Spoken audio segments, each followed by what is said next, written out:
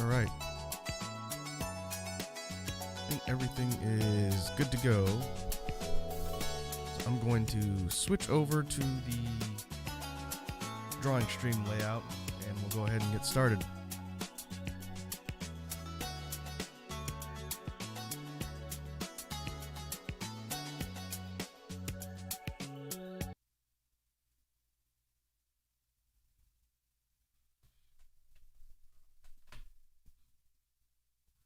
All right. I think everything is loaded up. Just like we've done on previous streams, before we get into the actual drawing, I'm going to do some real quick brainstorming with the loop.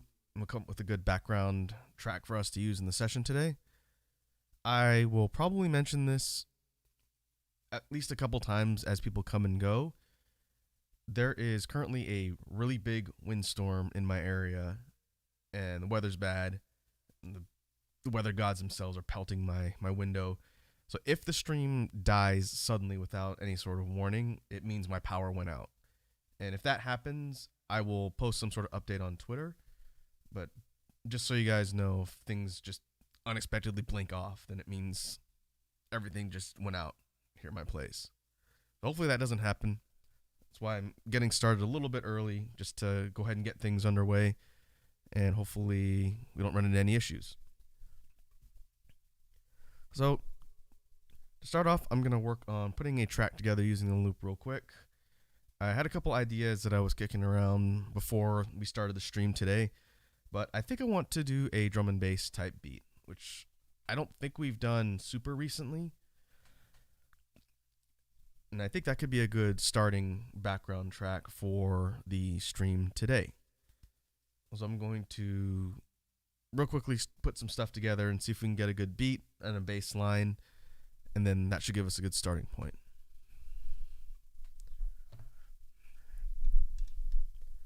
We're going with the standard sort of beat and instrumentation for drum and bass. I'm thinking something like kick and an outwards K. So if we're thinking about a rhythm that's going to be fitting with like drum and bass type feel. Let's see. Hans von Heldorf says, "Hello there. Hey there, how's it going? Welcome to the stream. We are just getting underway here for today's drawing stream. Before we do that, I'm going to be putting together a background track for us to use while I'm drawing. And like I mentioned a minute ago, I want to see if I can put together a good drum and bass, kind of basic beat and bass line. So if we're doing kind of kick, outwards K, maybe something to start would be like a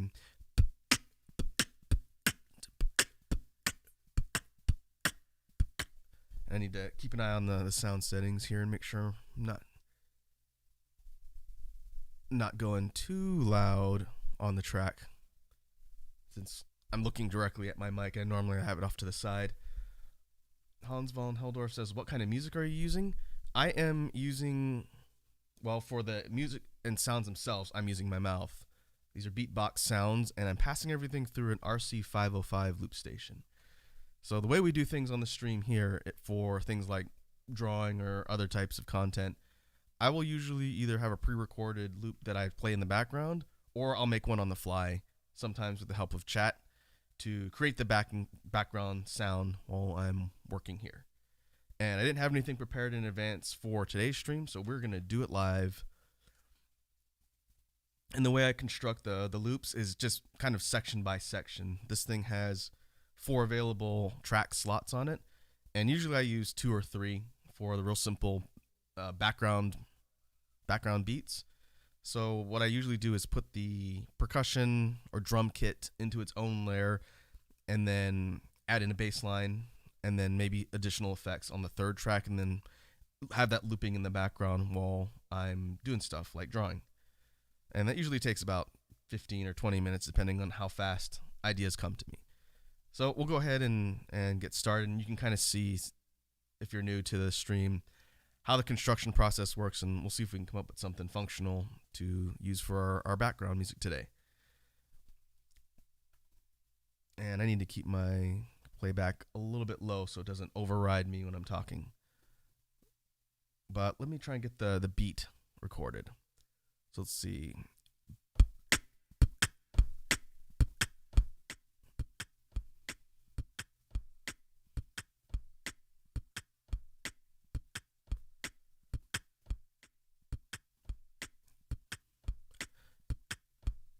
I'm surprised I got that to loop successfully the first time. I think I want to add an additional emphasis on the kick. So I think I'm going to do a throat kick on top of just the regular bass drum kick.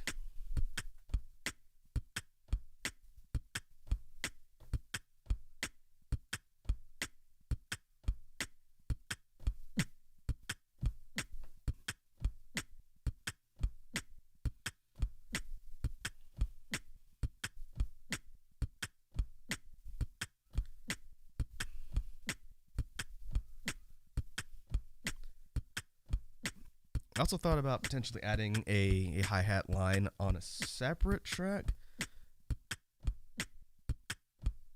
So let's see what that sounds like, just to add in a line of hi-hats, and that could give us some options when we add track effects later. So let's see this.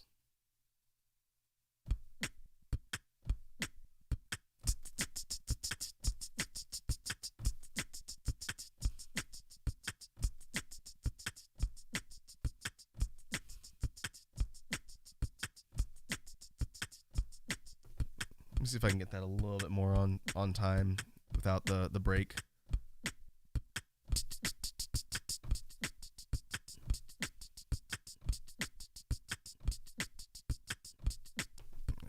Still think it's off by a half beat.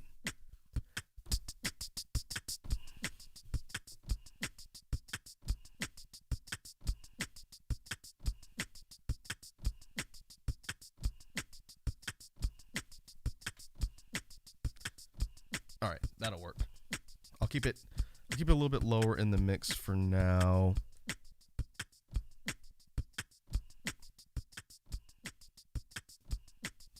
I'll need to get some feedback from you guys as far as how loud the overall BGM is in the background. I have the faders set down pretty low,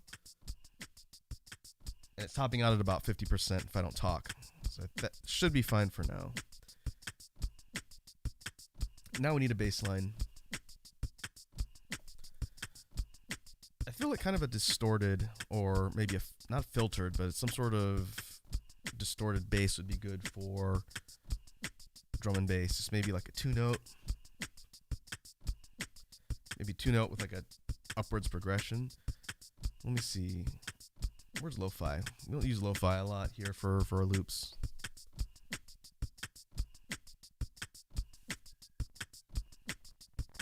Let's see, test that.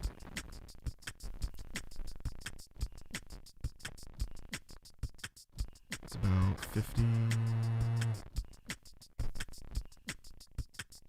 50%.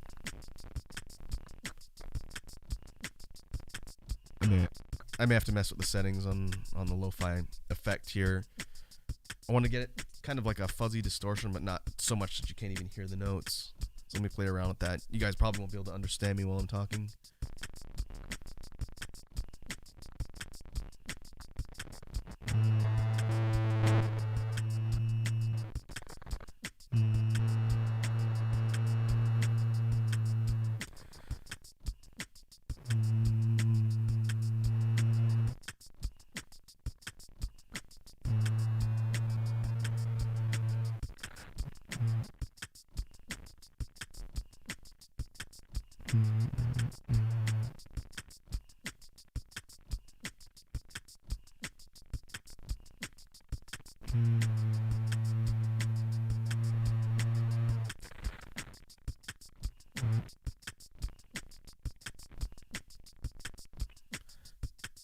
I'm going to try and see if I can pair the lo-fi distortion filter with the guitar to bass so that we get the low end, but we get the kind of fuzziness on top. Let's see if we can get that to work.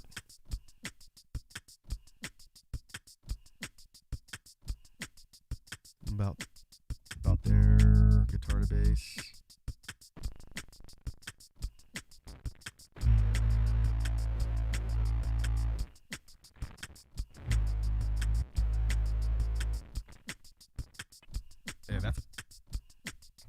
That's kind of the combined distortion and fuzziness of the low end I was trying to do. Let's see if we can get a good couple notes for the bass line.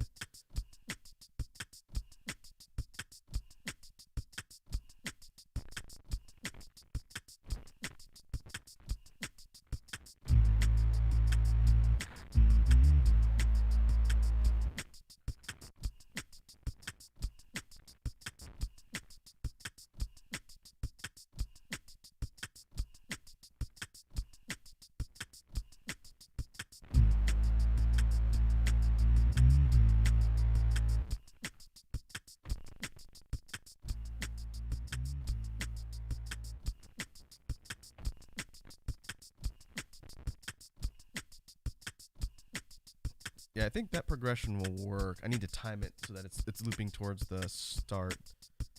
Maybe if I start them at the same time, that'll make it easier.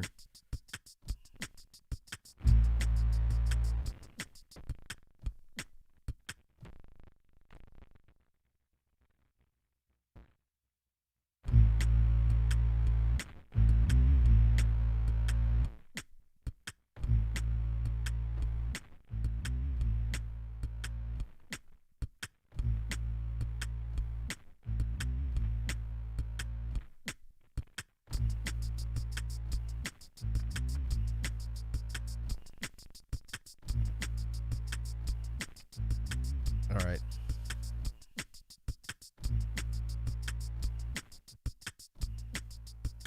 I think I need to drop it down a little bit.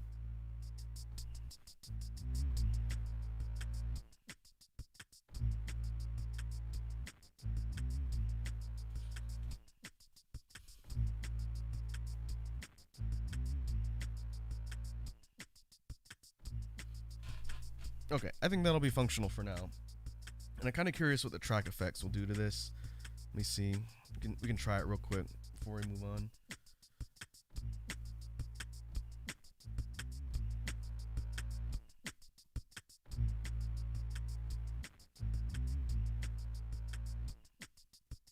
So stop that.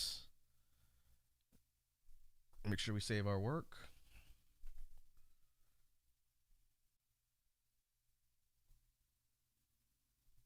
All right. Bruh.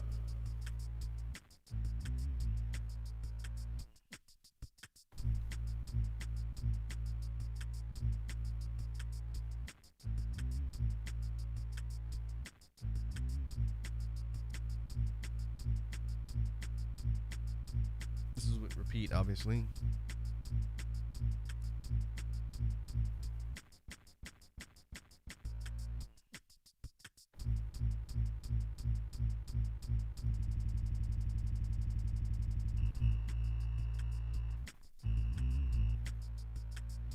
Oh, that's putting lo-fi filter on the whole thing, which we don't necessarily need to do here.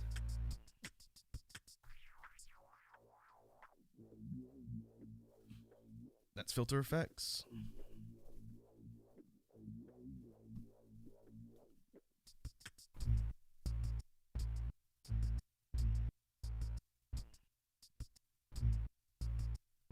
Slicer. I think it chops the beat up a little bit too much to be functional with slicer.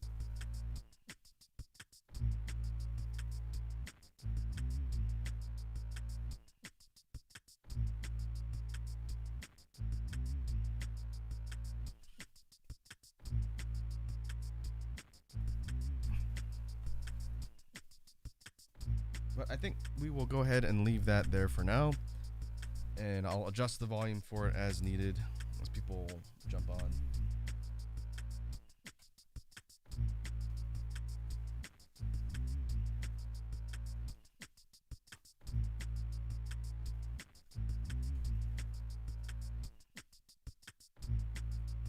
All right, I had to go ahead and figure out where I put my pen. All right, let's get into the drawing proper.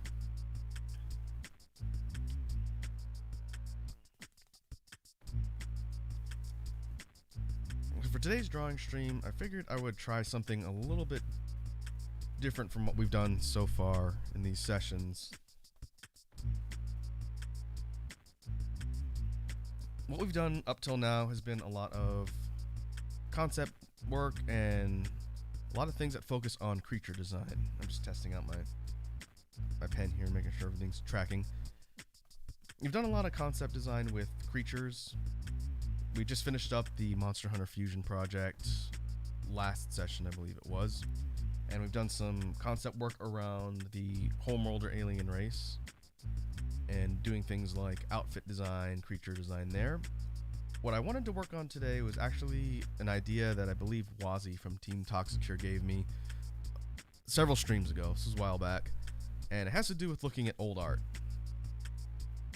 And it's not necessarily an uncommon thing people do in art channels or art streams, where they take some old work of some sort of piece that they've done and take a look at it and try to either redraw it or kind of do like a rework of that piece using their drawing techniques that they're currently employing in their work.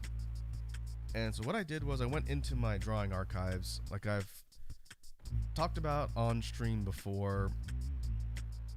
I am primarily a pencil on paper artist, first and foremost, before I started learning digital. And as a result, I have tons of scanned drawings and concept work from things going back probably till the early 2000s-ish. And I was really hoping to find some of those really, really old drawings so that we could laugh them together. But the files that I have go back, I want to say, to probably the early 2010s, maybe around 2010-ish. And I scanned in a couple of these character drawings. We'll probably only be able to do one today. We'll see how long it takes to get through this first one. And I want to take the scans, just do a bit of an analysis and overview on some of the older character designs that I've done, and then try and redraw it. I update the character design elements and things like proportions and all that, and try and redraw the character like I would now. And you're not going to see probably a night and day difference, but these are older, and there are a lot of things that sort of bug me just looking at them. And so let me pull up the first one here. We'll talk about it a little bit, and then we'll get to actually sketching out some details. Again, I've never done this sort of exercise live before, and so it's really going to be more of an experiment for today, and we'll see how far we get. But let's pull up the first one that I scanned in here.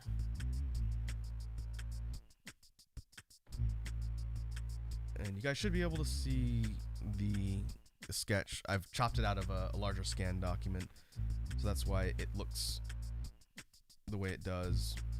And the reason why the coloring looks like this is because I had to change the contrast to be able to see this pencil lines.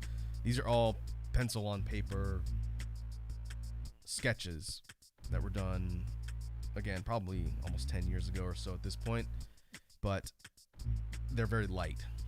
So I had to up the contrast in order to get them to show up after scanning them in. And so what we have here, we have a male model, and see, I'll just get that into the viewing window here so you guys can see it. The male model here, he is wearing a mix of kind of a robe-like outfit and a cape. Let me make some notes here on another layer. What we see here is a cape garment like this that covers kind of half the body.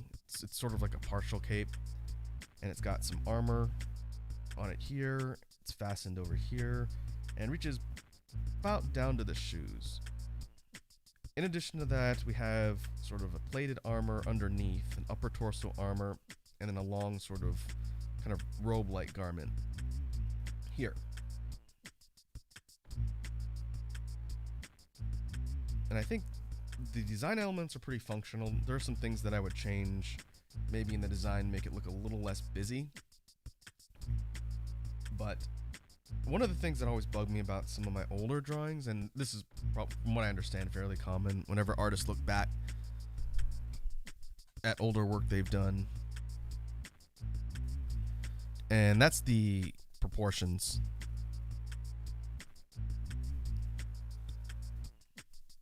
Again, probably not night and day from the stuff that I've been working on more recently, but a lot of my characters that I drew way back in the day have super long legs, and I've mentioned this before. If we look at the kind of ratio of head here, torso, hips area would end about here, then all legs. This character's got disproportionately long legs. If I wanted to fix that, all I really have to do is squash the drawing, essentially. Flatten it a little bit so that the character's not stretched out quite as much. But that's the most glaring thing I see here. What I tend to do for my character drawings and when it's concept work is just neutral poses. So I do want to kind of keep the neutral pose and see what we can improve and sort of rework on the design elements themselves, while also trying to do things like fix the proportions.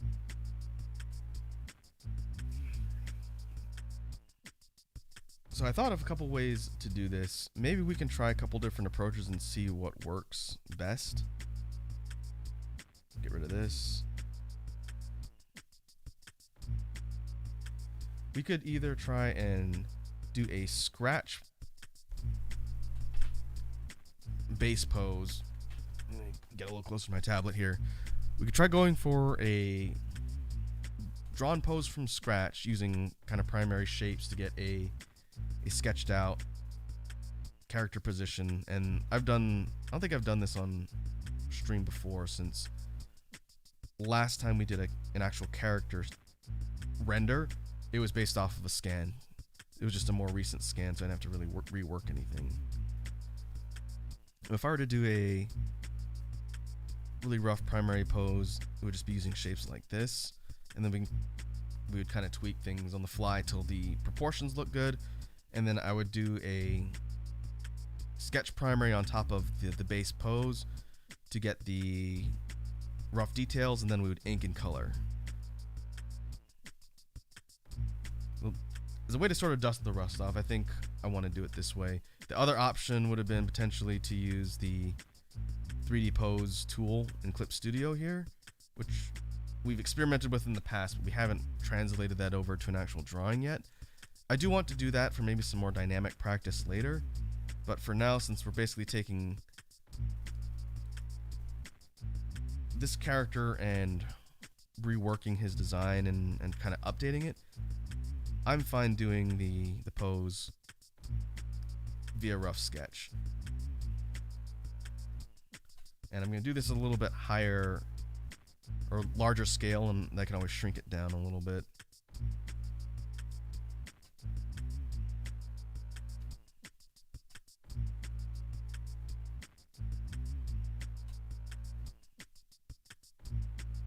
After doing creature concept work for so many streams now, I've got to readjust my mindset and get back into the people drawing mentality here.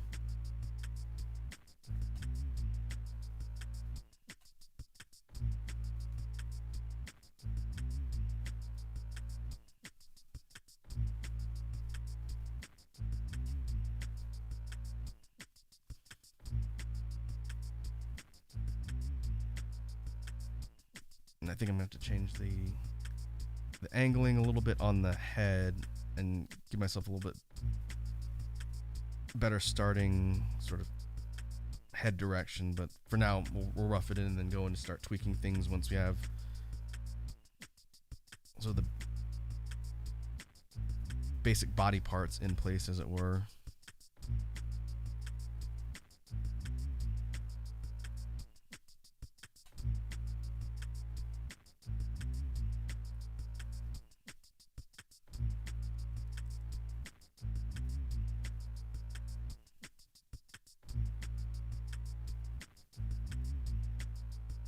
If you take a look at the original sketch, again, basing on proportions, the character's hand is coming down to roughly where I would see the kind of mid quad, right about here.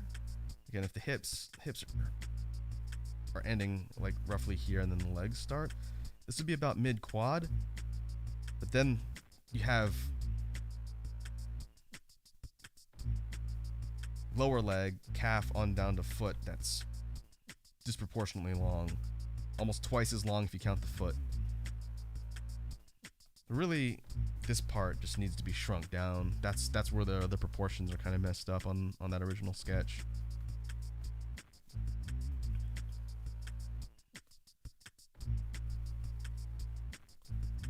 I think we can definitely fix that here. We just need to make sure we don't make the arms disproportionately long as a result.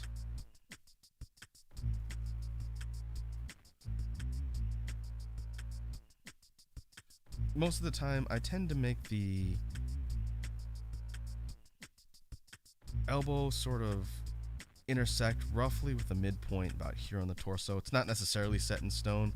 If I wanted to make a character with more lanky proportions, then I could kind of adjust that and make something like the limbs a little bit longer, or make the torso a little bit more longer and kind of narrow and tapered.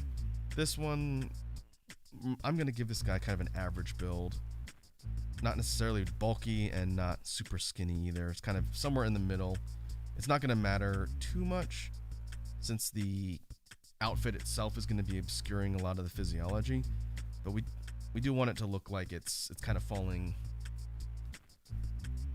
within kind of a standard layout of proportions.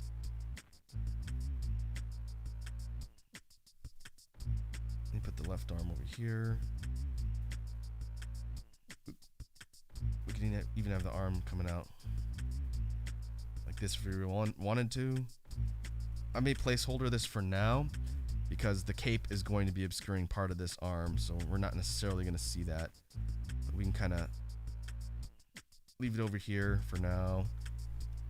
Maybe have the cape draping off the arm to reveal the forearm, and have the hand come down like this. To figure out how I'm going to do that. I suck at drawing hands.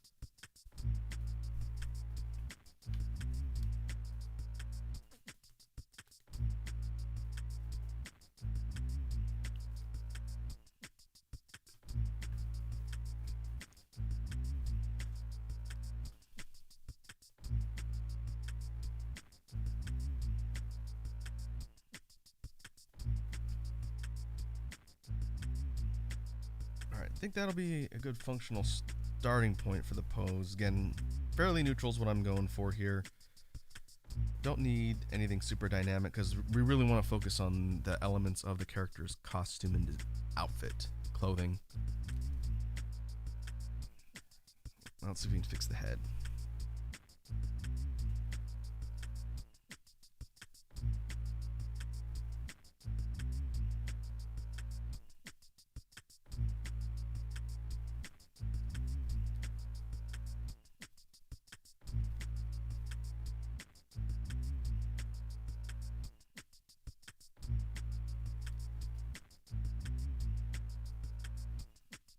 Maybe we can drop the head down a little bit so the neck isn't quite as long. Just a hair.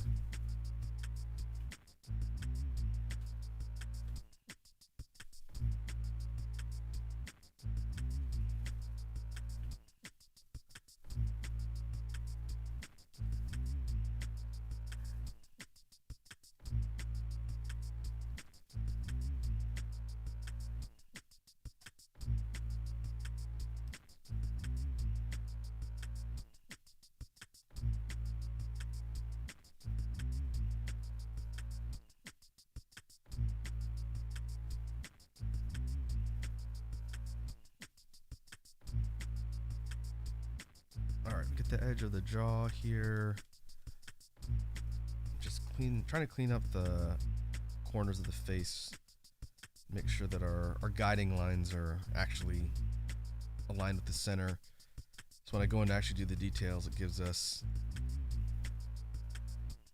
an accurate starting point and doesn't start skewing things.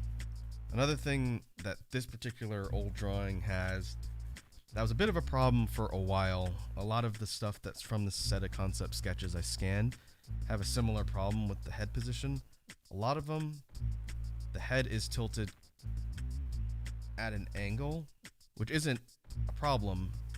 You can do that, but all of the characters have the same thing. Rather than having the head pointed more level or up or in any direction, it's still a 3/4. But for some reason, when I was drawing a lot of these older ones, I always drew them with their heads their chins kind of tucked in, like this you see here. So I definitely want to fix that for this one. Oops. I have been drawing on the wrong layer the whole time, I think.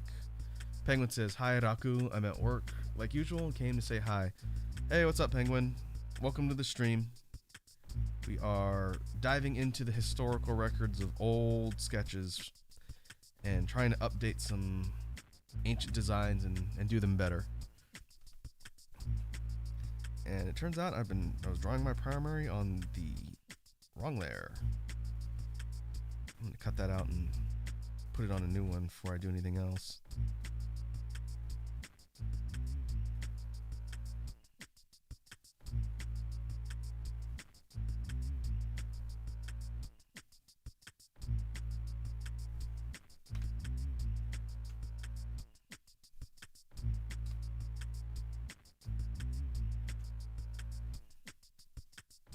There we go.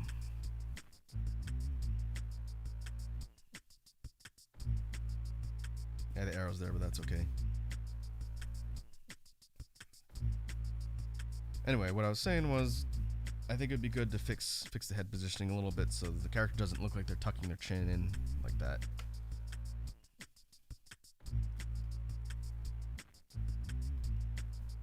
And if we take a look at our primary here, I think we've more or less accomplished that. When I actually go in to do the next layer or start sketching in some rough details, I'm going to go for a lower line weight.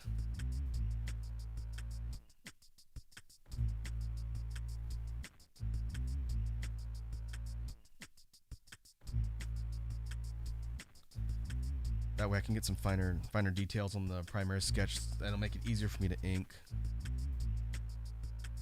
And I need to make a habit of flipping my canvas around a lot more to make sure I'm not slanting things or kind of drawing at a skewed angle. I don't do that nearly enough.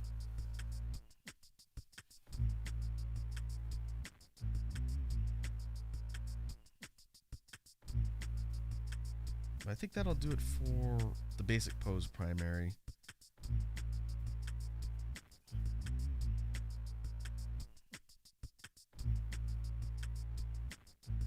Now the real question is we start getting into some finer details. And let's see, we could probably move this over a little bit closer so that the models are closer together. And I'm going to be zooming in and out and sort of doing kind of a detail check. I need to be able to refer back to our original model and see kind of what I want to keep from the original and what I want to sort of switch. So let's get the new layer going, and now I'm going to start actually sketching in the primary that's going to become the basis for the inking.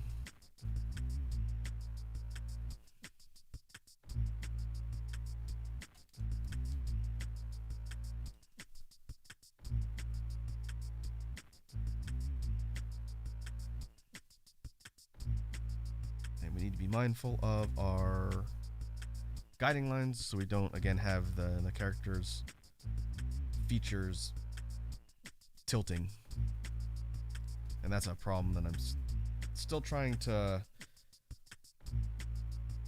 get better at when it comes to this type of drawing. It's a little bit easier when I'm drawing on paper because I'm looking straight down at my canvas. For digital stuff, I am looking at my tablet and working directly on my tablet, but it's at a bit more of an angle. I'm not looking straight down. My drawing tablet folds.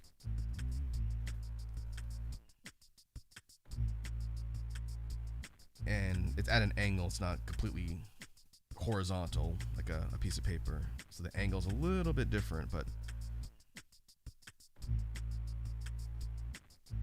still alright. Penguin says, just make sure the ink doesn't make a deal with the devil. Yes, we'll definitely make sure there's no corruption of our resources here.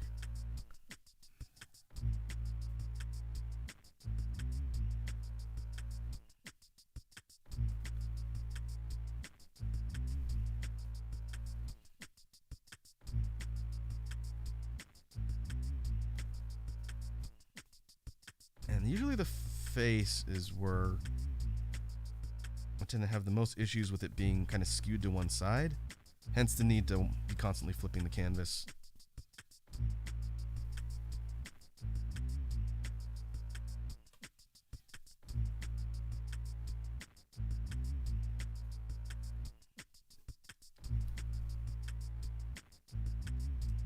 So far it looks mostly in line between the primary phase that we're doing here and the final inking. Just need to make sure that what we're doing, again, doesn't sort of skew over time. So we got relatively thin eyebrows for this character.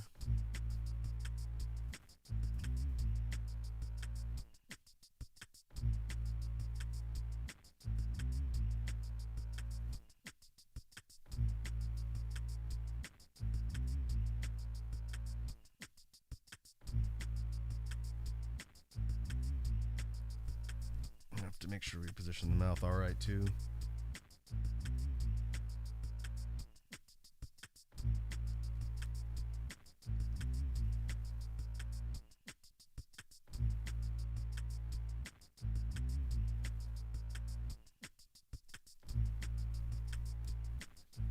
You can kind of play around with the shape of the face and the jawline as well. I'm just trying to get a rough idea for where I want everything to fall.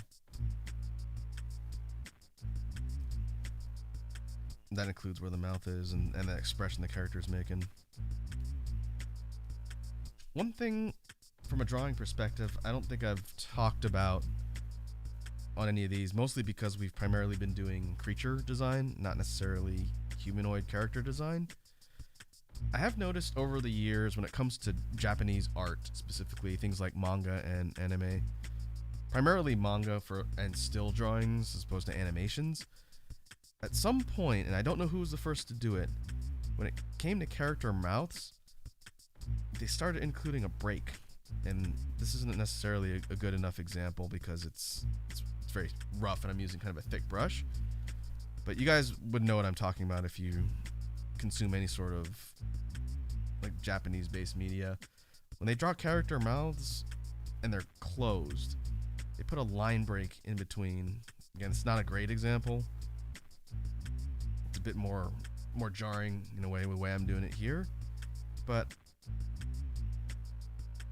I'm really curious as to who did that first, which artist or studio or whomever did the first line break on mouths. I personally don't do that because I feel like it's just very common now. I don't have a problem with it. I don't think it's bad or a design problem. I just notice it's very common to have, again, break on the character mouths, and it's very, very interesting from a design perspective.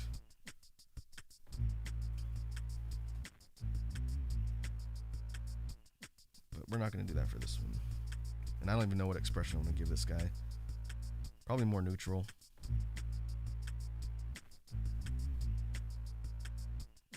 The original looks a lot more kind of unhappy or sad. I don't think the intent was to draw a sad boy, but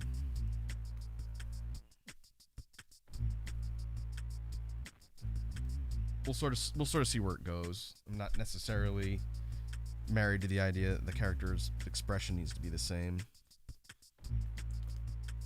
If anything, the character looks more bored than anything else.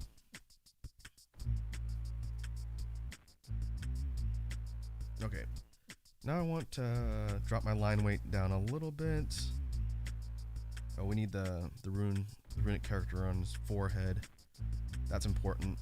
This particular race of characters has these marks on their forehead. It's like a family family mark or crest character.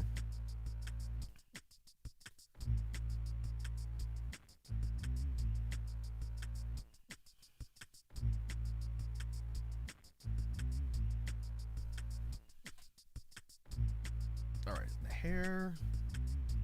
Penguin says, wherever it goes, I know you'll give it your all. Yeah, this is really more of an experiment than anything else, so I think it'll yield interesting results.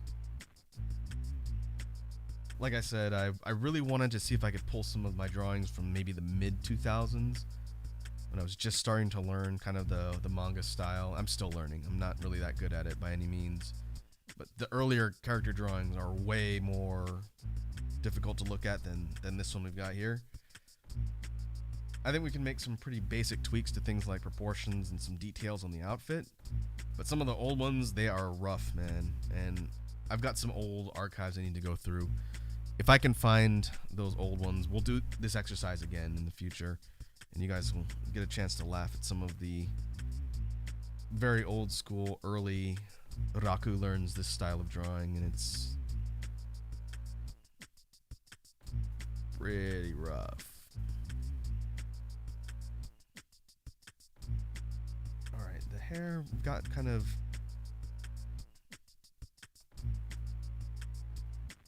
hair that's parted around the middle of the forehead to kind of make the character on the forehead visible. Penguin says, gotta get back to work. Had fun. Yeah, thanks for stopping by the stream, man. We'll be going for a little bit, assuming my power doesn't go out. So I hope the rest of your work day goes well, and I will catch you next time.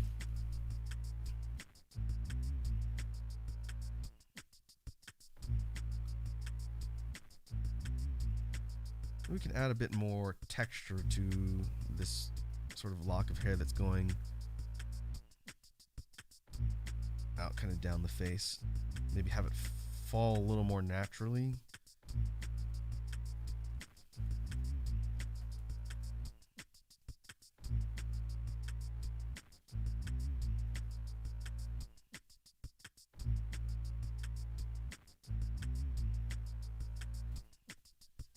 Meanwhile, I'm going to continue flipping my canvas and doing kind of my perspective checks just to make sure things aren't skewing.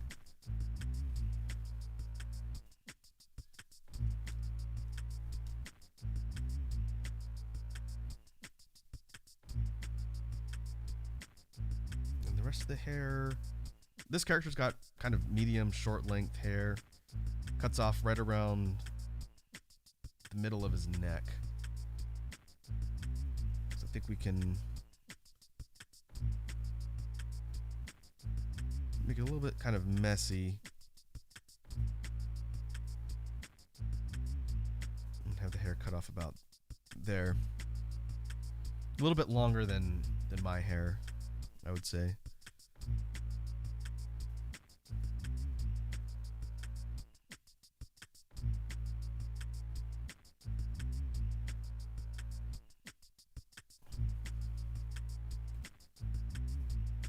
Kind of long sideburns over here.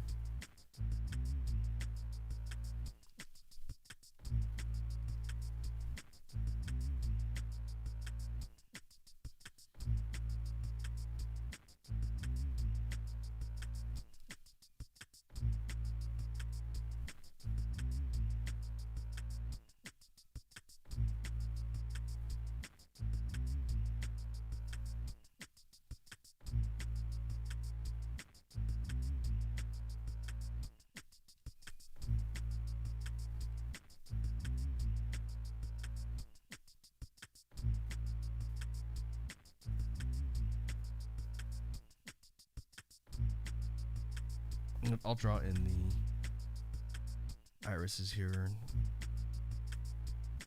I'll kind of complete the character's expression, and we'll kind of rough shade him like this. For the final, I'll need to actually draw in things like the pupils and everything else.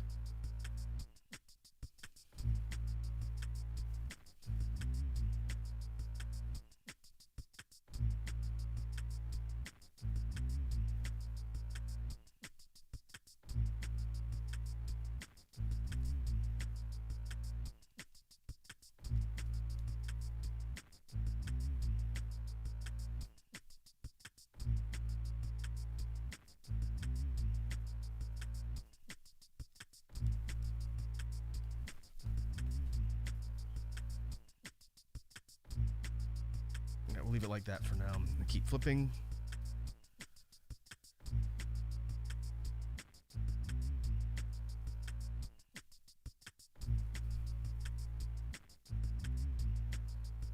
Now I'm gonna move on to the upper torso. This particular character is wearing, let's see, how do we want to do the outfit here? If you look at the original, go back to my comment layer here. If you go back to the original, one thing that I'd want to change with the original drawing has to do with how the outfit itself works. I think the original idea was that the character is wearing, if we kind of break things apart, we've got the cape here, right? And it's an armored cape, which we'll deal with this whole situation when we get there. But it's a little bit unclear from a drawing perspective what part is meant to be the cape and what part would be whatever's underneath the cape that the character's wearing. So this collared part here, you could technically read that as part of the cape itself, because again, the fabric doesn't show any disconnect right here. Or you could interpret that as being an outfit underneath, which leads into the armor part down here and whatnot, and that this entire section here is the cape and it's going over the top. I personally think it's a little too ambiguous and not necessarily clear.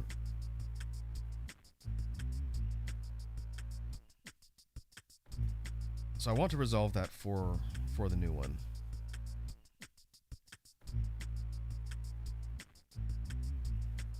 I think the idea of kind of a high collared garment is still good, so I'd like to keep that. I don't need to actually give this dude a neck.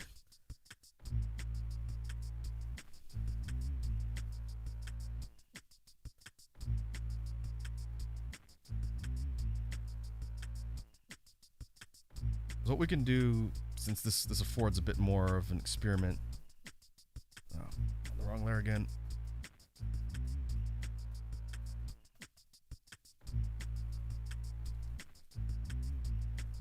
Yeah, we're up here.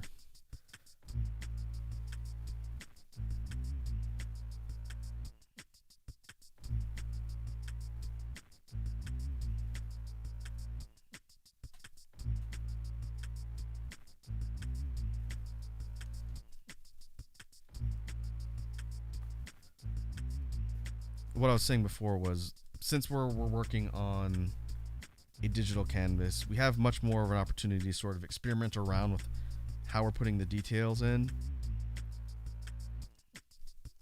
So I do like the idea of a kind of high-collared clothing garment. But if we think about it from a clothing perspective, having the collar and everything else and the way the fabric is connected be part of the cape makes more sense. If anything, we could turn this plated armor thing that goes sort of around the shoulders and kind of, where would that be, the collarbone almost? We could make that like a piece of jewelry that's just sitting on top of the garment itself and not part of the cape. And I think that might make a little more sense as far as how someone interprets the actual outfit itself. Again, I drew this so long ago, I don't even remember what my intention was. So I think we should focus on the actual cape as the garment covering the upper body, and then we add the kind of plated armor thing on top of that. So if we think of how that would look, let's say it's a cape that's fastened at the side, just like this, with this part here.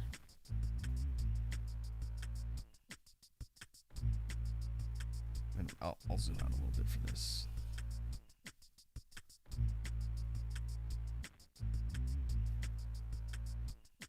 We could have the cape come this way.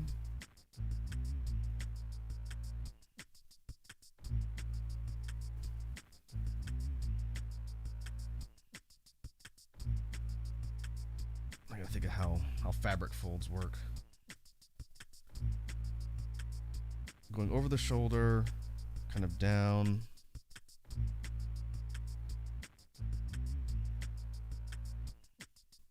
I may have to move the arm in a little bit, or we just have the kind of fabric stretching out and falling over the arm that way. That's fine as well. And have it cutting off here right about the ankle, same place. And the other portion drape this way and go over the arm, and then fall kind of down around here.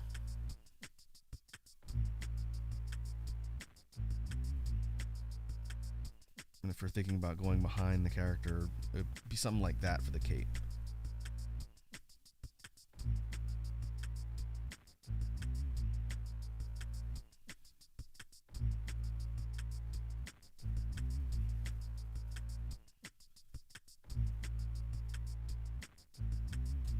I think that could be a pretty functional way to sort of show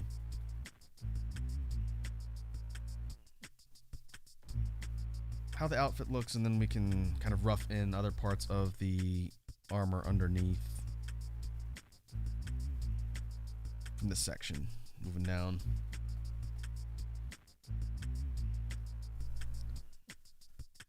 So now we just need to kind of blend all that together to make it look like it's a natural part of the garment itself.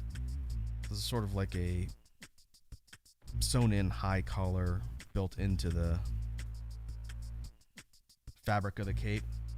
And then maybe what we can do is take this thing and like an armored piece of jewelry, and then we have that going maybe something like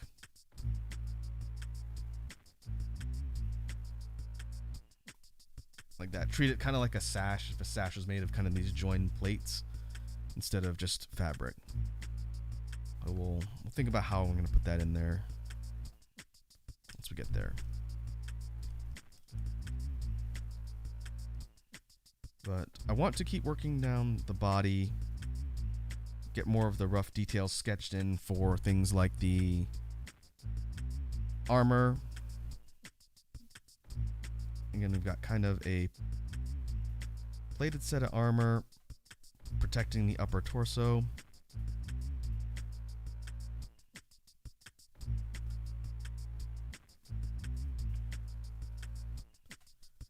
And ending right at about the hips, kind of like a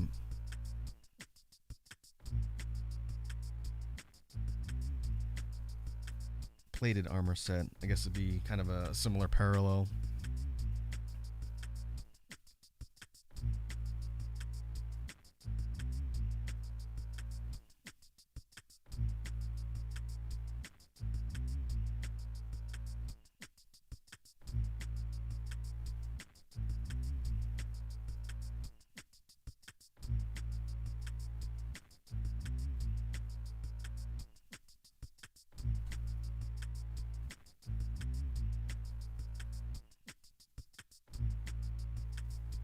If you work a little bit further out, I can probably sketch these details in a little bit faster.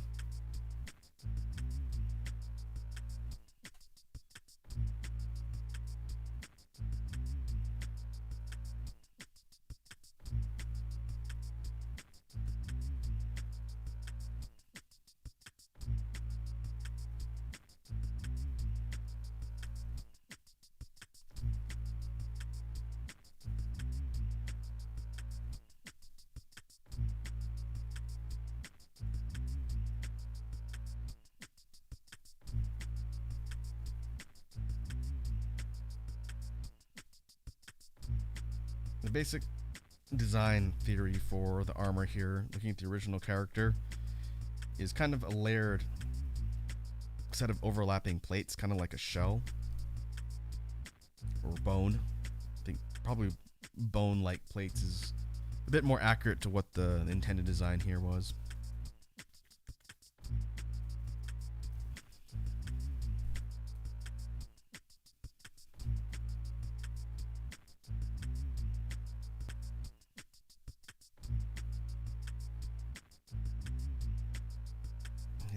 this bit here, which goes down.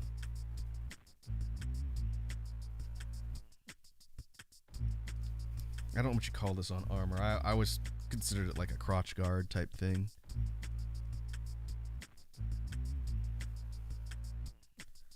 Maybe we can continue the sort of forked plated pattern that goes like this.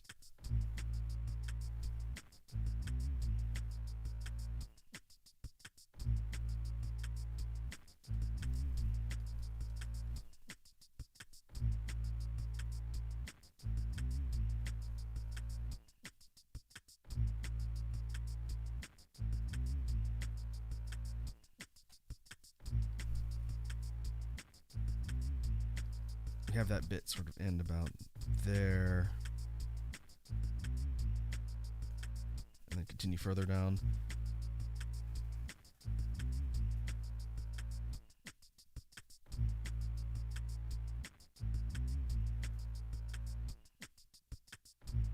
I'm going to take the jewels or the stones off of here and make it a little bit less busy.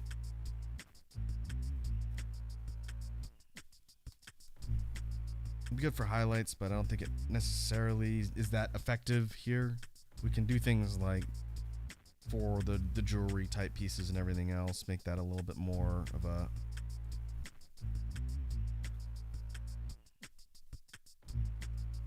bit of accessorizing or detail there. I think that'll look a little bit better.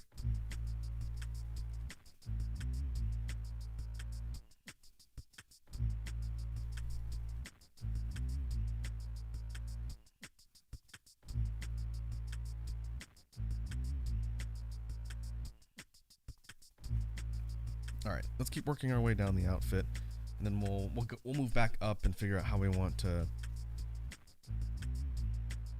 address the cape situation there.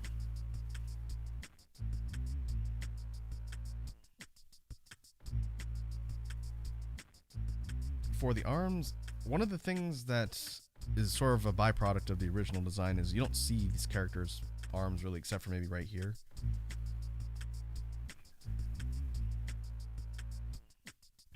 So we could sort of improvise and figure out how we want the arm itself to look.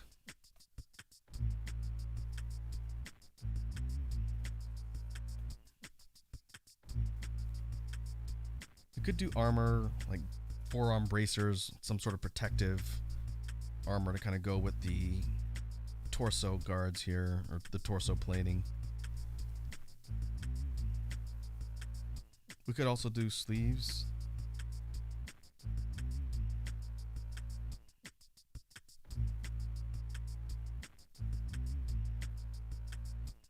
Well, that hand is going to be a problem. We'll deal with that later.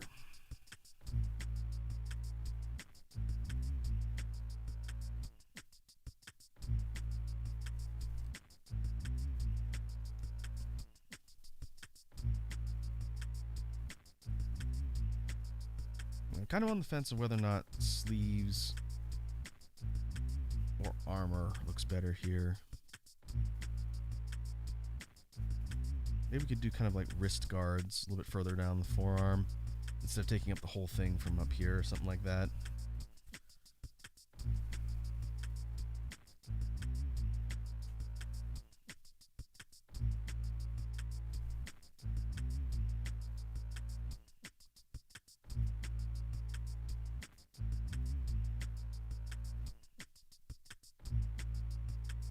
So this would be kind of like a coat.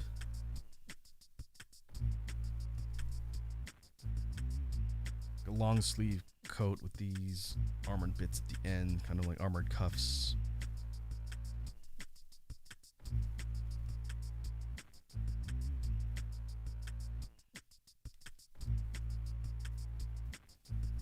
We could kind of placeholder that for now and see if we want to change it later.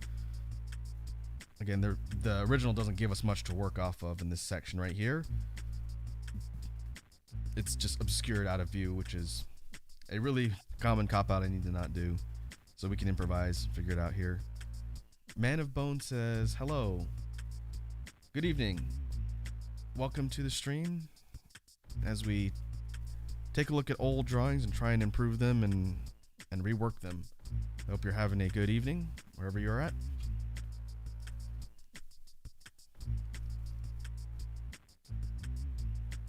Right now, the powers of nature are currently howling outside of my window. I'm hoping my power doesn't go out while I'm working here.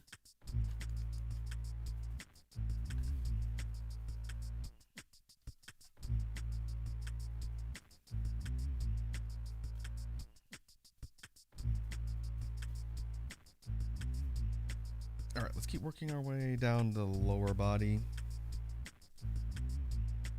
And like I mentioned when we were looking at the base sketch over here, this character's wearing a long sort of flowing robe. It's not a dress. No, if you were looking at it, you could probably confuse it for a long kind of evening dress or something like that, but it's more of a robe.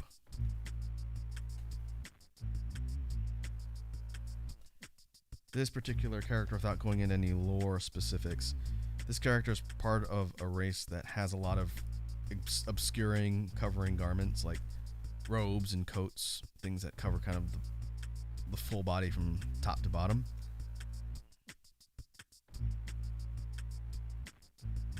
I wanted to sort of communicate that in the original design as far as this flowing garment that's divided here at the bottom. And I may need to put some sort of fastener. I'll placeholder these for now, because these are essentially parts of the garment that are separated so the individual can move, but they got to be fastened together so it's not just flapping open and doing one of these.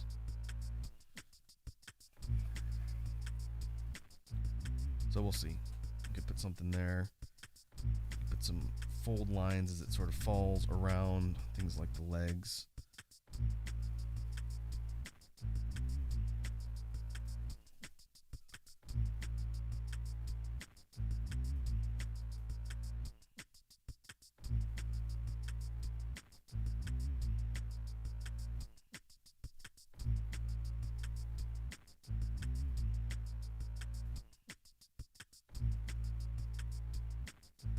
And it looks like we're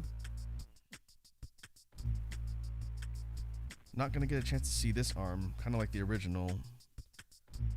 Main difference is now we have a bit more of an outwards stretching of fabric with the character holding his arm a little further away from his body.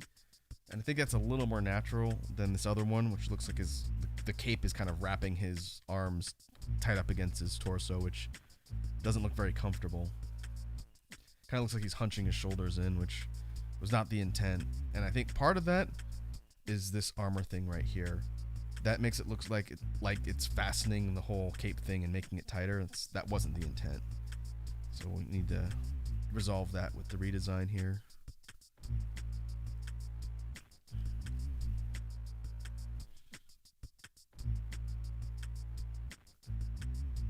Now for the shoes, we have kind of these armor plated shoes. I don't think I really want to change too much there.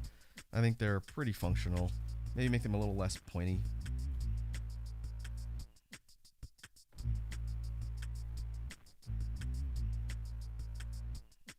But I don't feel like they really take too much away from the original design, so I won't radically overhaul them here. Maybe just make them a little more rounded instead of being kind of these pointy, kick you in the shins shoes.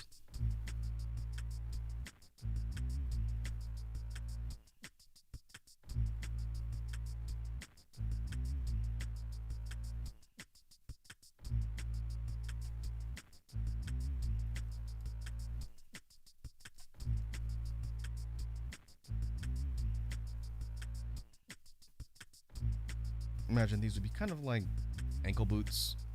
So they'd probably go up to about here in their covering. And I don't know what this guy's wearing underneath the robe. Probably some performance undergarments, as you do.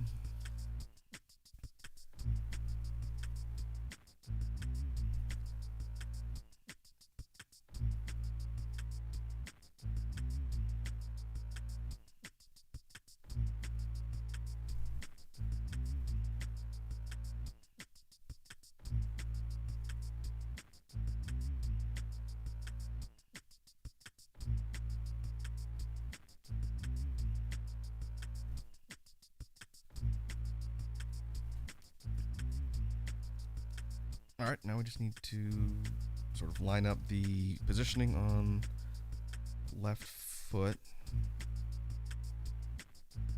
Again, this needs to be kind of approximate here.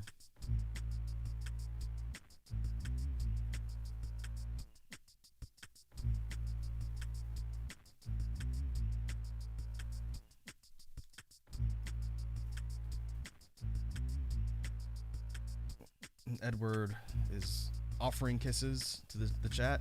How's it going, Edward? Welcome to the stream.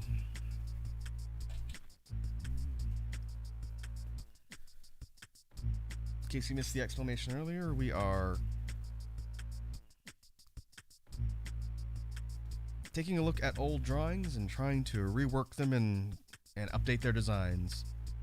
And I made the mistake of drawing on my... Oh no, there it is. Well, where's that on? This one?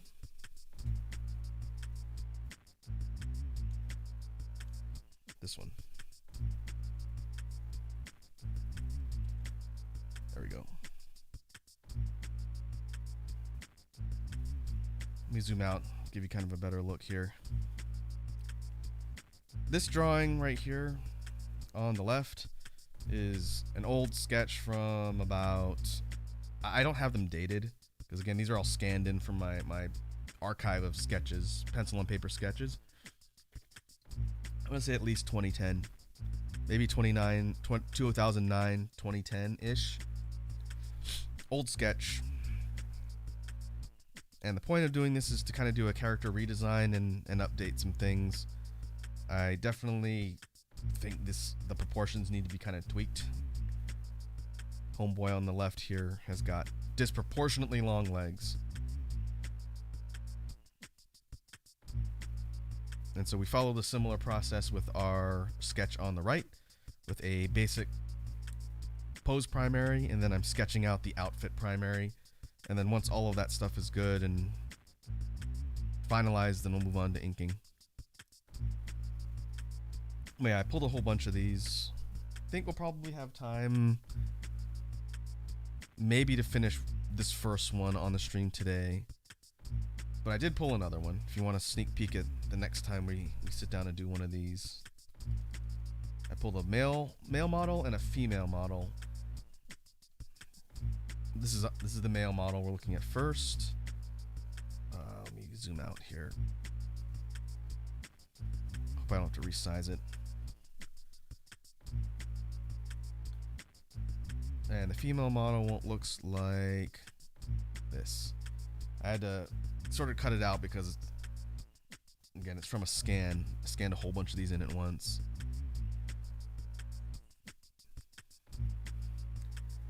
But the female model will be the subject of one of these in the future. I think we can do a lot with this design. It's, again, disproportionately long legs for one, and really stick-like arms.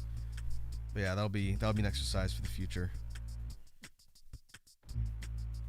To answer your question, is he wearing a shirt or is that a six-pack?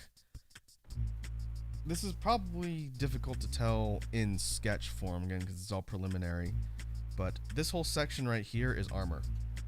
It's like a plated upper body armor, kind of like a plate armor. And some of it was obscured in the original over here. And you see maybe like another 10% with the way the cape is positioned on this one. But it'll be a little more clear when it's colored. And I have no idea what the color paletting is going to look like for this. That'll be something to deal with a little bit later. But yeah, this outfit here is basically torso armor that ends at the lower body. And then this cape garment is what's obscuring the rest of the thing.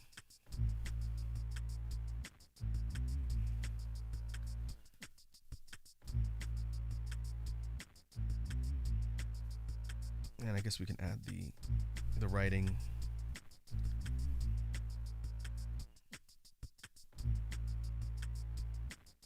Which is a little off center. I don't know if that really matters. Let's see if we can center them a bit more.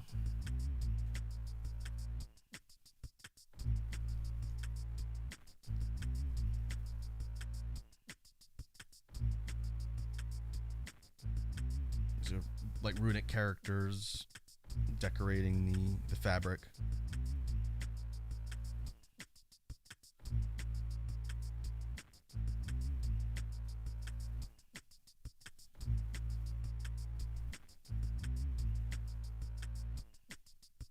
I'll block them in, make them a little thicker so you can distinguish them from the folds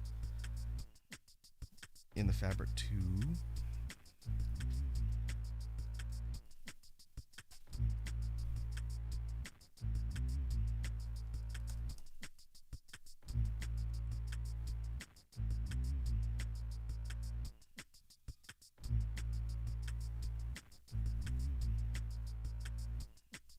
If we're looking at the sort of outer edge of the cape, the part that comes down here is essentially the outside of the fabric. The original had sort of this pattern textured part at the bottom. I'm just going to make that a little bit simpler.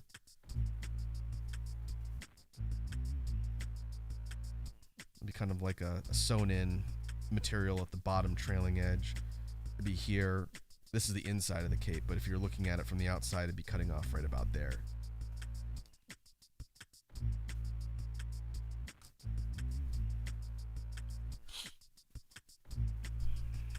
Now we need to take a look at what to do with the accessories. Again, the original had this thing, which is kind of like an armor piece, but it doesn't really make a whole lot of sense as far as how it would be fastened onto the cape.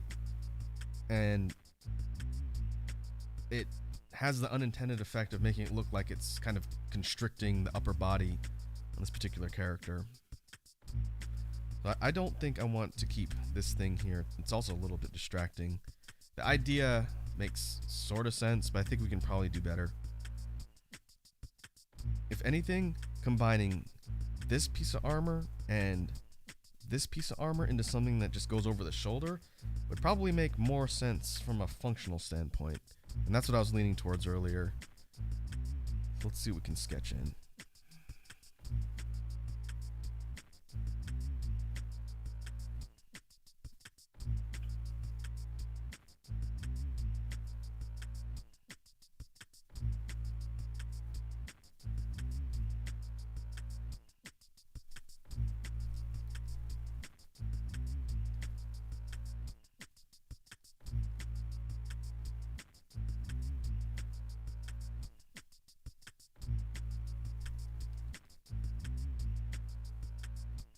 I'm kind of picturing something that is going over the shoulder, but it's kind of fastened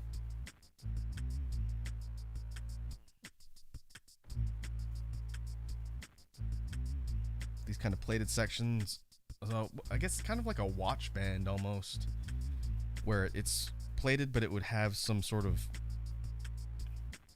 parts that are inset that would extend if the person moves, so that it's not just sealing their movement in. Kind of like the way a watch band kind of expands around your wrist. Something similar that's functioning like armor right here. You could even do something like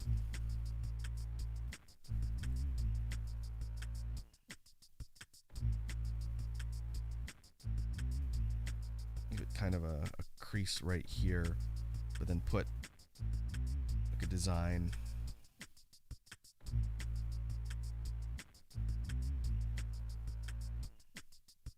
Maybe engraved on its surface.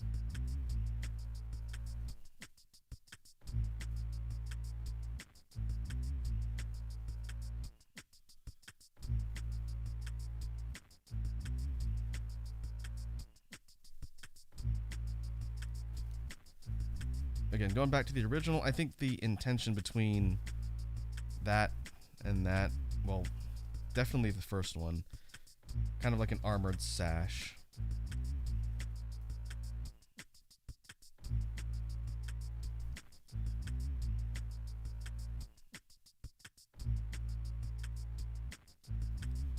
The real trick is making it look like it's actually sitting on the shoulders and not kind of floating.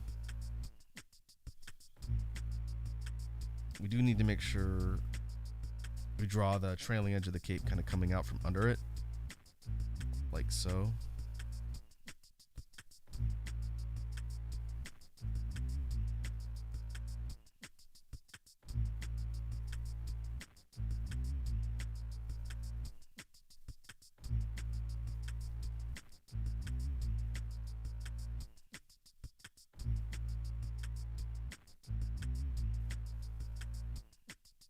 think sharp edges work a little bit better here.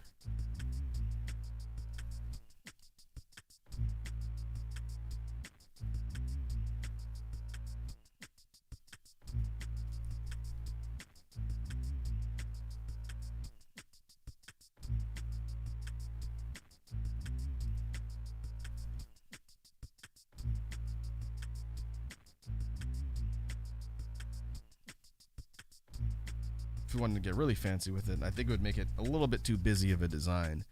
You can do something like put spikes on it,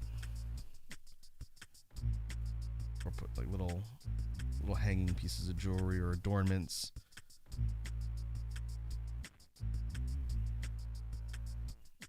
Which I think would be a little bit much.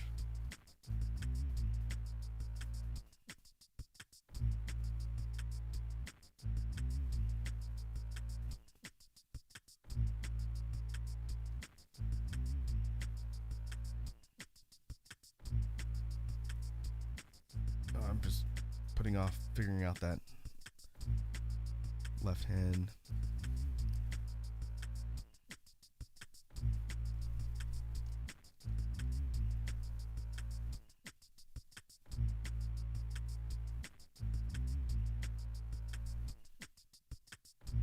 Okay, I need to make sure and erase that. That doesn't need to be in the final because again, this is the inside of the cape. Inside, and this is the outside.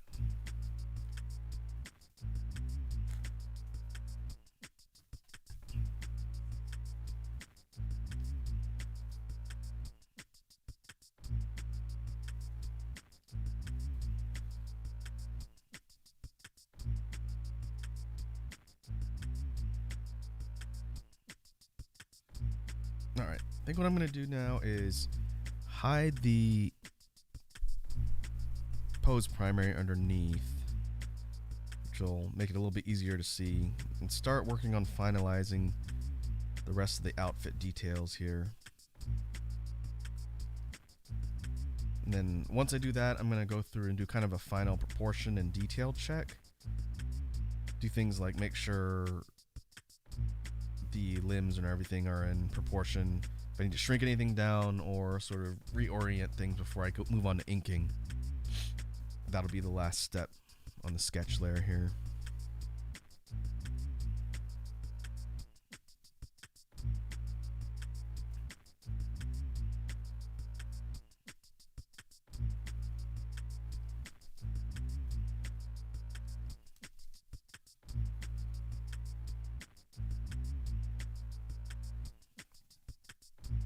And for the clasp, sort of keeping the cape together here.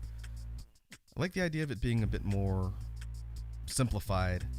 This one over here looks a little bit too busy to me. What we could do is maybe make this kind of like a jeweled brooch or something that's securing both halves of the cape together. That'd be functional. Edward says, does this dude have a name? This character came from a reference sheet of just sketch concepts, just like the female one I showed you a second ago. And none of those characters had names because they were all part of just a batch of costume and concept ideas. The short answer is no, this character does not have a name yet. I will have to figure that out at some point.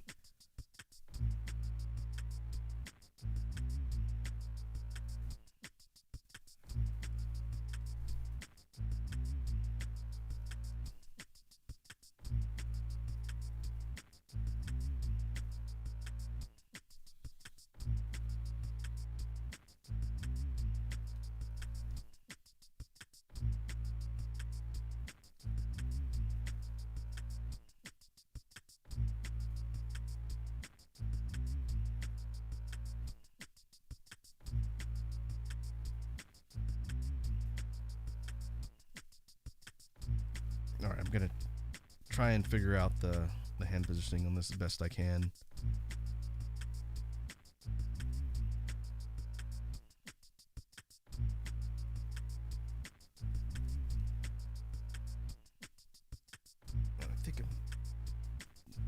again, we have no real idea because the original hands are kind of obscured. But I think the intention was to have gloves. As you can see here on the original, there's what looks like, is it fingerless gloves almost? No, I won't do that. We'll just make it sort of like fabric gloves.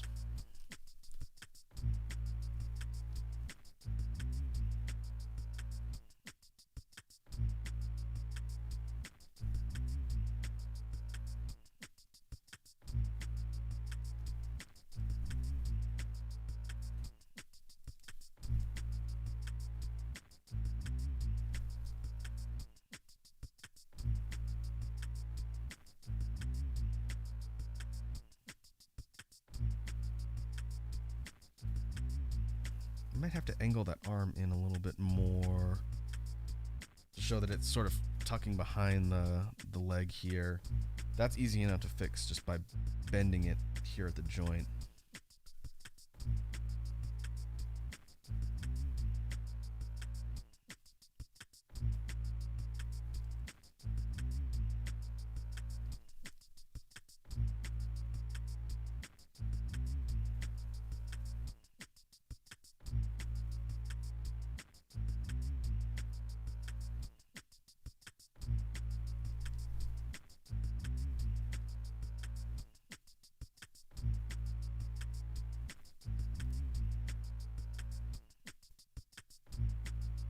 I'm sort of imagining let's zoom in here.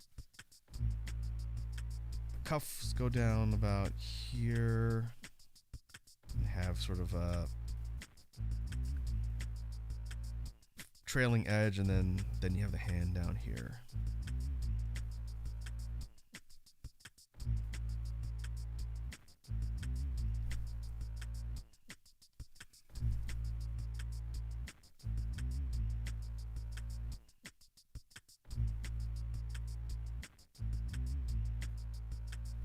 I think it's going to take a little bit of fine-tuning and tweaking for this arm. That's easily the most potential issue with the drawing. The rest is all either obscured or it's pretty neutral.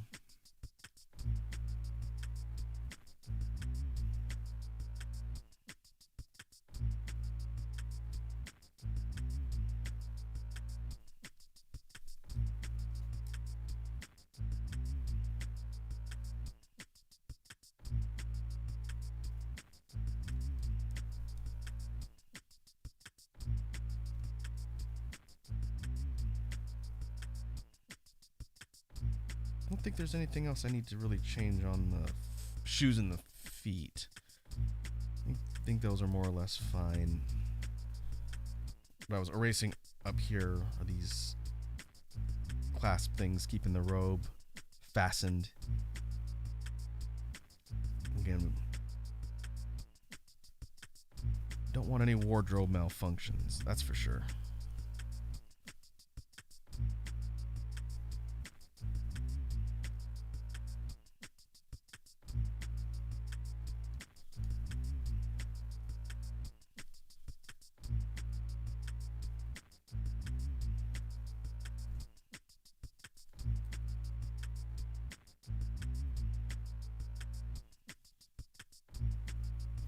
Work on flipping our image.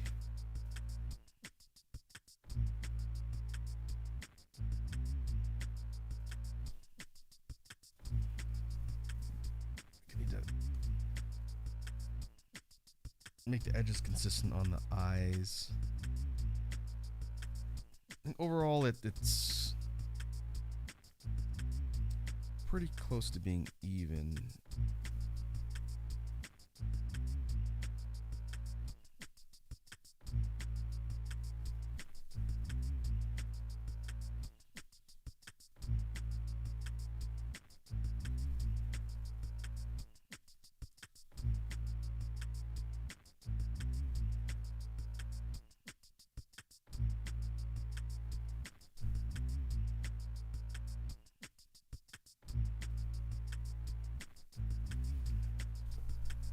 Let me see if I can just rotate this slightly and that should solve the problem. Just like a few degrees. It should look alright when flipped the other way around.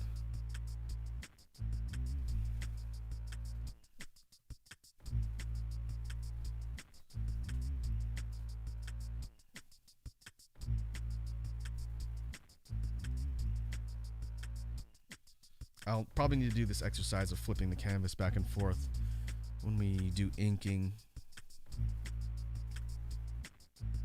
Just to make sure as I'm putting the line work in, we're not having things skewed off to the side. Again, it's pretty close, I think.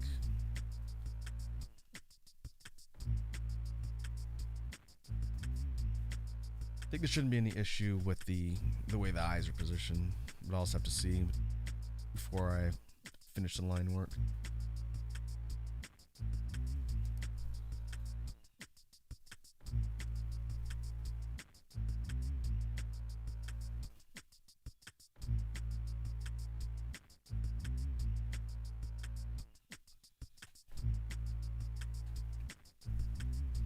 Alright, let's go back and do final proportion checks.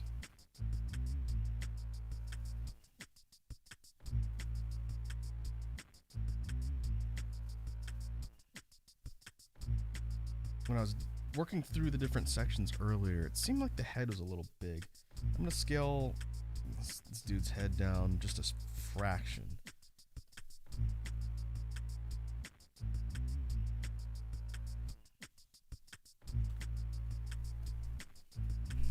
And I need to fix the neck. Another problem, I don't think I talked about this at all before, but another problem that I had with some of my older drawings, I think it's less of a problem now, but there was a stretch of time where my head sizes would be disproportionate in addition to things like the limbs.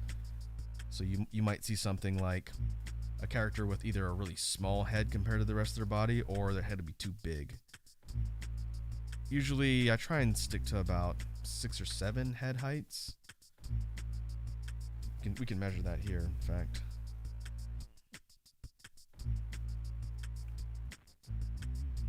Let's see. Do it on a new layer. Head height is about there.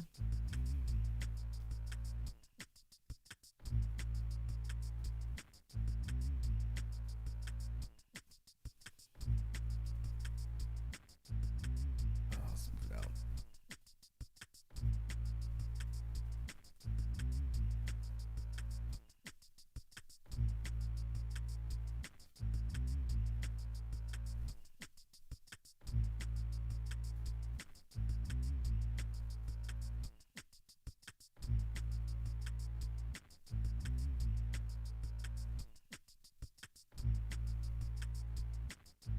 About there.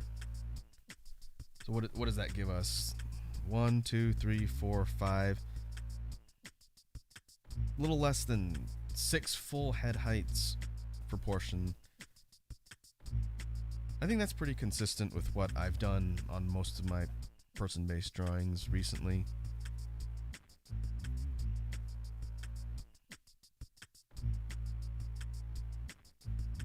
It's not a bad benchmark for how the body to head proportions look.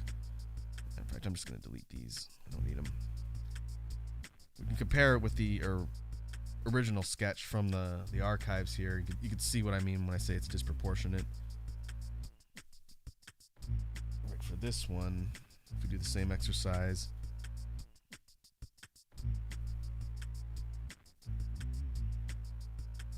hide this, and we duplicate out the head proportions.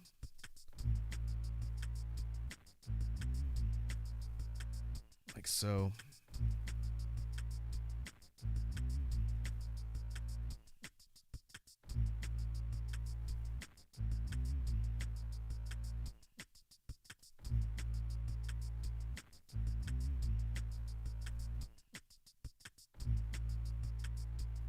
It's almost exact. 1, 2, 3, 4, 5, 6, 7. 7 head heights, which normally wouldn't be a problem if the legs weren't. If you start them here at this one where my cursor's hovering, 1, 2, 3, 4 head lengths. Legs are more than half the proportions of the body. That's a little bit long. You could probably cut out about 25% of the leg length, and then this would look pretty similar to the proportions of the one we were just drawing. But yeah, I noticed this problem across a lot of the older drawings, and sometimes even now I still have to keep an eye on it to make sure I don't screw up the proportions.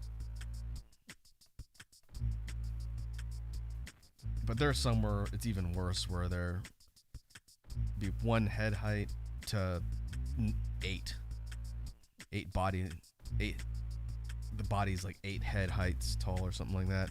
It's a lot more obvious when you take a look at a finished drawing. So that's what we're trying to fix here and going through these exercises.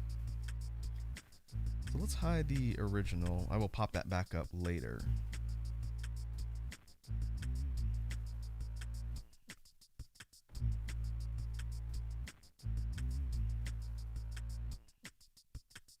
And now I want to go back into a closer view to take a look at the details and everything before we finalize and start inking.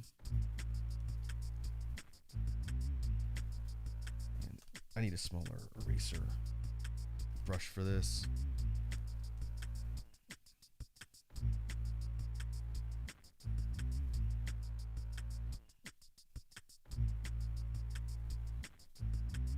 There we go.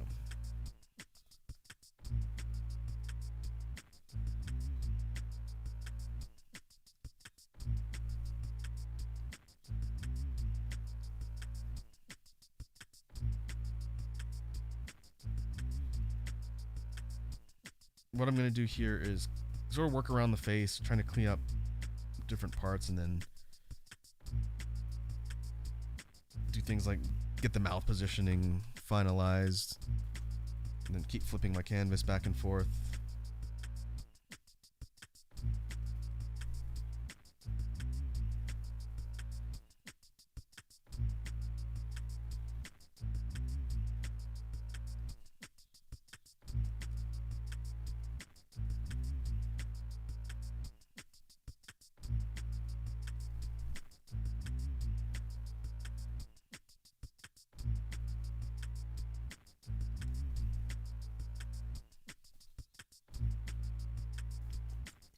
We'll also need to start thinking about things like color paletting.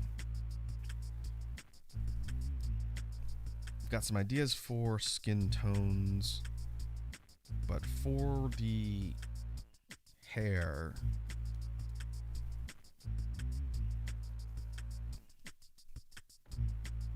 thinking a darker color scheme, since this particular race's standard color palette tends to be darker shades, not necessarily bright and flashy.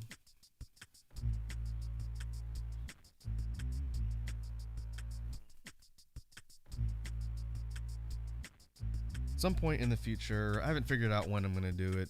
It's not the highest priority for content at the moment, but I do want to do kind of a lore breakdown for these character concepts, since they are from a series I've been writing for a very, very long time, in fact.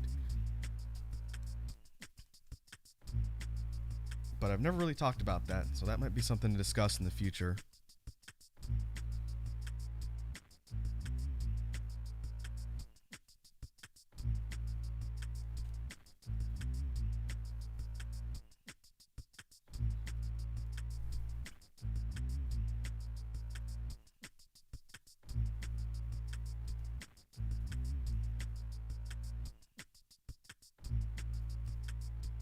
Okay, let's see. I think we're just about done with the face.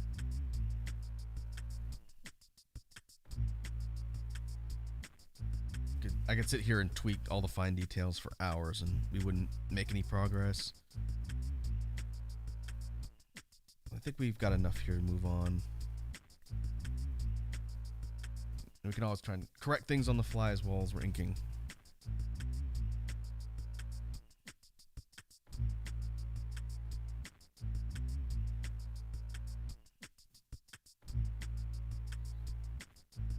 Alright, so let's save this. we may have to do up through the inking and line work layer today and then work on this in another session.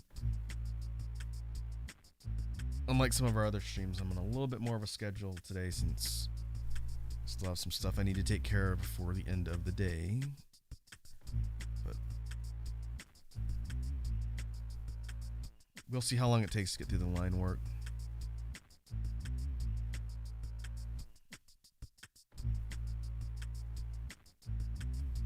Alright, we're gonna go G Pen, brush in Clip Studio.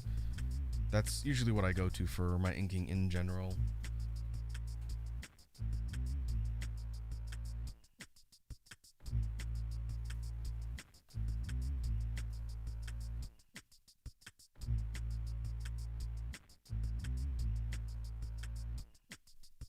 I'm going to start on the face and work my way down.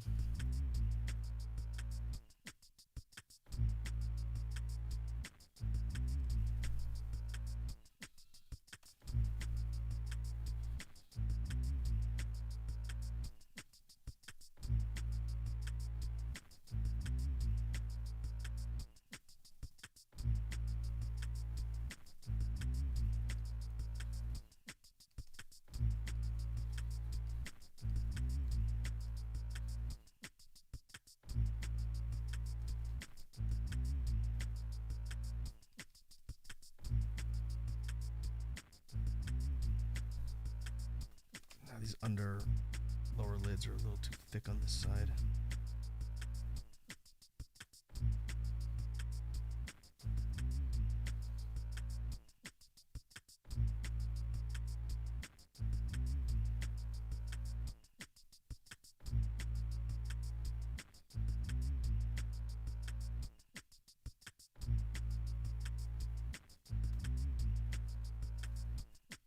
Keep flipping back and forth to make sure we're not skewing things off to the side.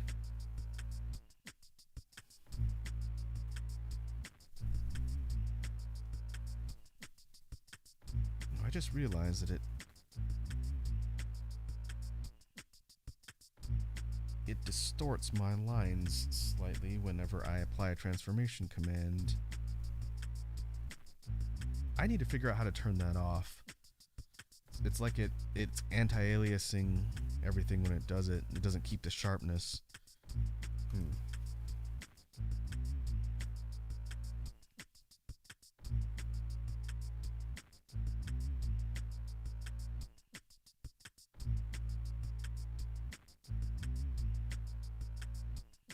Well, I bet if we were doing this in like a binary layer, it wouldn't do that.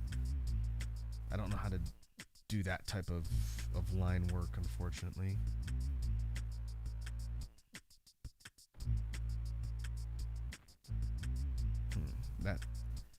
That could be a problem in the future.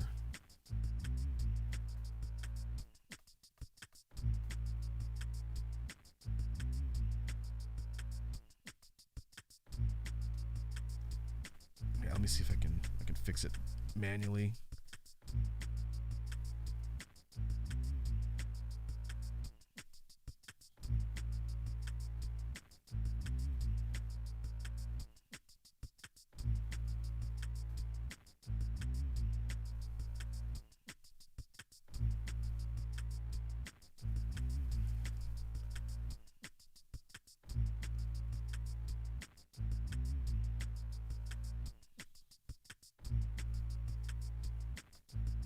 I could try turning down the anti-aliasing levels on the brush itself. But I think it's going to make it look more jagged.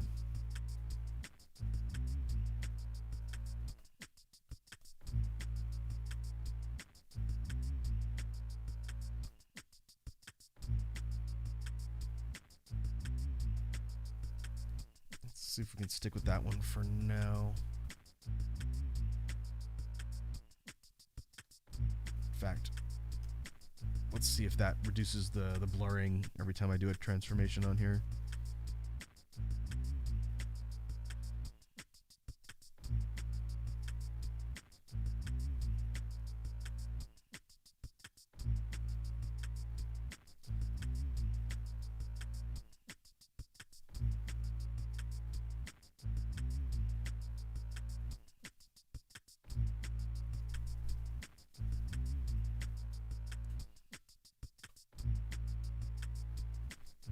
That still smudges it a little.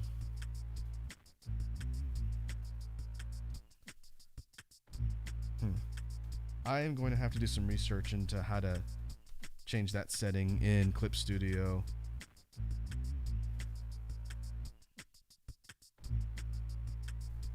Because I don't want it to smudge stuff every time I try and fix something like that.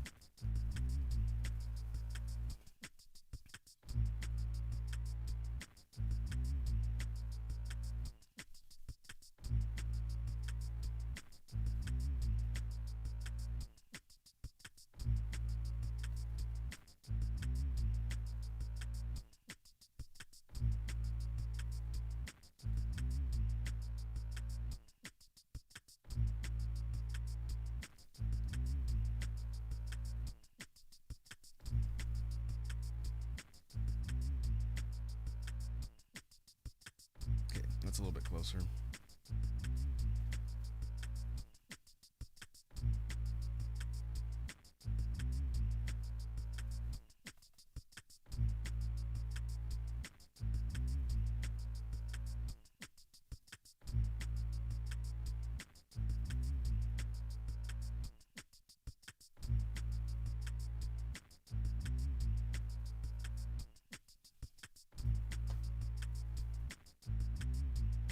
Alright, keep working our way down the face, and then I'm going to have to do the hair.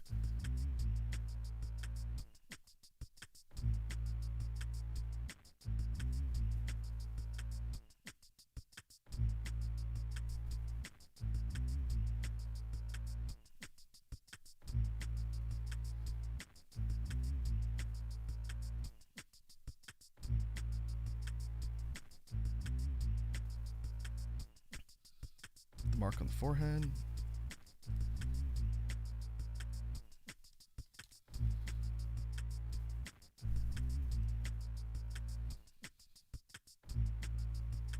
Now for the hair, I'm going to do the same technique that I did for the last humanoid type character we did.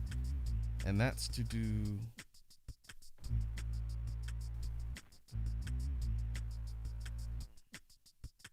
the hair and eyebrows in an actual different color.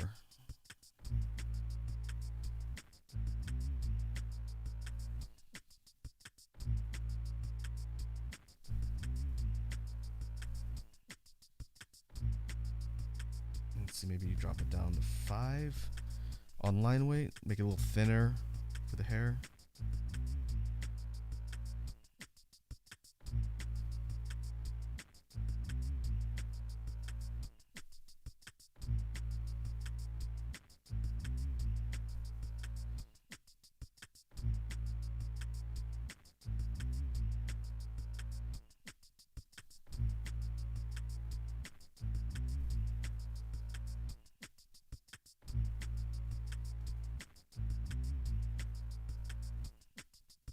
And then we'll keep working our way down this way.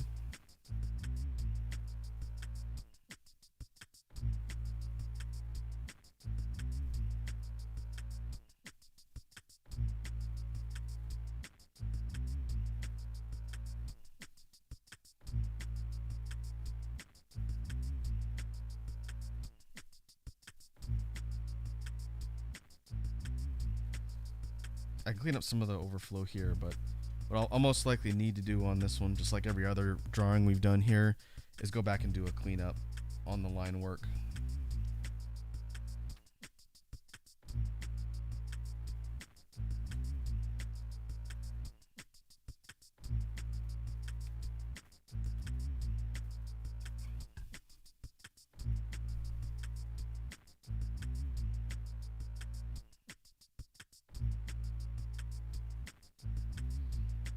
Go back up to 7-ish, and now I'm going to zoom out a little bit. We can start working down through the rest of the body. Oh, that's too thick. Keep it on 6.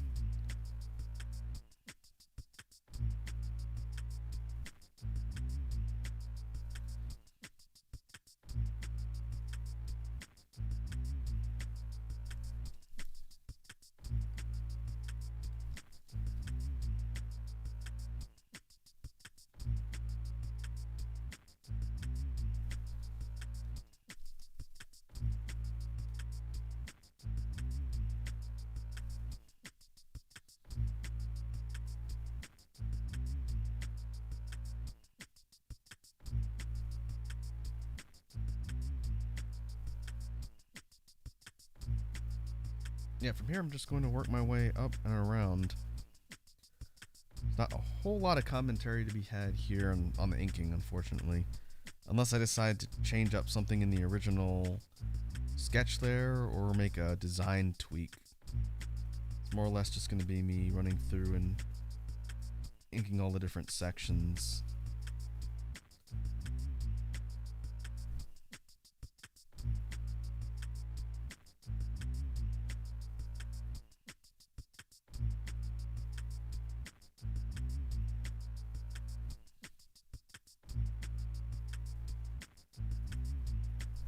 I guess while I'm doing this, since there's not a whole lot of commentary when I'm inking, I can do kind of a roundup of some content plans that I am in the process of finalizing for next week's worth of streams. One thing that's going to take priority in the next week, or maybe 2 weeks depending on how long it takes, is I want to do some coverage of the Grand Beatbox competition that is going on this weekend in Poland. I've talked a little bit about it before on things like our media shares and our jam streams. The Grand Beatbox competition is one of the most well-known international beatbox competitions. It's held by Swiss Beatbox, who's kind of like the main information hub channel for the beatbox community. And what they have throughout the weekend is a series of events and competitions from pros out there in the scene. And it's really neat. They haven't been able to do it in the last couple of years due to COVID. And this is the first time since 2019 that they've held the competition. And there's a lot of really talented and well-known people from the scene, some new folks, and some well-known pros that are competing in this year's event. So what I want to do, probably maybe towards the middle of the week, I want to do a sort of media share reaction stream where I pull up the events, the VODs from it, which are broadcasting actually right now. I wanted to watch, but then I'd be spoiled. Basically, what we'd be doing on stream is similar to the media share format, where I watch different things and kind of commentate and react to it. The only difference is, unlike the media share for the beatbox stuff I did before, for a Grand Beatbox, it'd be completely blind. I would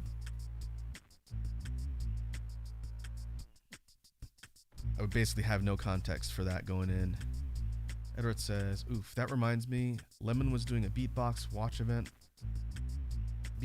watch along, and then his stream got bonked. Was he that's a good point, Edward. Was he watching the live broadcast, or was he watching the VOD or the archive of the stream? Like, I don't know if you know this, if you were there, but was he watching the active broadcast when it was going on, or was he watching the stuff that they put up after it's all done?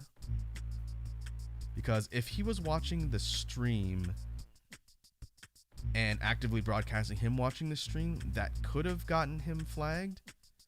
If he was watching the VOD equivalent on YouTube, or the stuff that was put up after they were done broadcasting, that would be a little bit unusual to me, because people react to the Grand Beatbox stuff that they've put up in the past all the time. It's kind of what's causing the scene to blow up right now.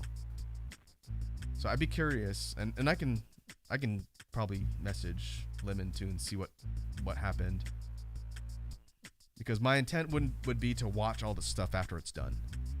They're finishing up the last day now. I think day 1 for sure, and maybe day 2 have been uploaded in archive now on Swiss Beatbox's channel. But I figured they would have an issue with people live streaming their live stream when it was going on. That's why I didn't do it live. I wanted to. It would have been a lot more of a candid reaction, but there's no real rush. Okay, Edward says, I think it was live. I barely got to see any of it before it went kill. Okay, that tells me that was most likely the case. I think they're doing that to prevent people from just rebroadcasting their stream and potentially monetizing it and whatnot, which I don't think people would try and do unless they're just making reaction content. But I had a feeling that would be a risk. That's why I didn't do it live as it was airing. So what I can do, actually, well, I can check right now. I can see if they have copyright claim things on their stream itself, the VOD and archive. Problem is I need to make sure I don't watch any of the actual content because I don't get spoiled on what happened. Let me just pull up their day one.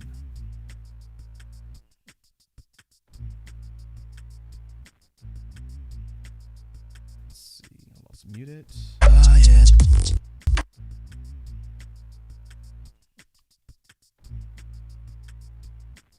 Okay, I don't want to read the comments either because people are going to be talking about what happened. Alright, and they timestamped it, which is nice. They've got 7 to smoke pre-eliminations. That's cool. I definitely want to watch that. Opening ceremony. Judge showcases. Loop station showcase eliminations. Wildcard runner-up showcases. Alright, what I'll most likely do when I watch the GVB stuff is I'm going to jump to different sections. I'm primarily focused on watching the battles. Let's see. That's day one. And this is a... Oh, I gotta pause it. It's like a almost 8-hour broadcast. It's a lot of content. For day two, they've got 7 to smoke pre-eliminations. Opening ceremony with Sinjo, Scott Jackson. Tag team Loop Station Showcase battle. Loop Station quarterfinals, solo top 16 battles. Okay, that's the stuff I want to watch. I want to watch the battles. I'm gonna go back and watch this whole thing once I'm done talking about it, but yeah. What I will do for the stream, and it'll be an experiment just to see, is I will pick some stuff to watch. I'm not going to watch the whole thing, obviously. This day 2 is 7 hours as well. But I'm going to focus on watching the battles on stream for the kind of informal media share. And then we'll do it for one stream, just see. Like if I get immediately flagged or if the archive of my stream gets flagged, we'll just see what happens. I don't think it'll be an issue for the archives since it's stuff that's up there now, but we'll see. It could be that Swiss Beatbox is doing a little bit more of an enforcement thing this year just because they know a lot of their stuff's getting attention. But we'll see. Thanks for letting me know about that, Edward. I'll probably try and talk to Lemon and see if he can explain what happened. But if it was live, that's not too surprising. And that's unfortunate because I think a lot of people who are new to the beatbox scene and are kind of blowing up because they've been doing a lot of reaction content to past year's GVB stuff. I get the feeling some of those content creators probably had the same idea as Lemon and doing like a live reaction thing on stream. And it would kind of suck if they got smacked down live. But, you know, kind of is what it is.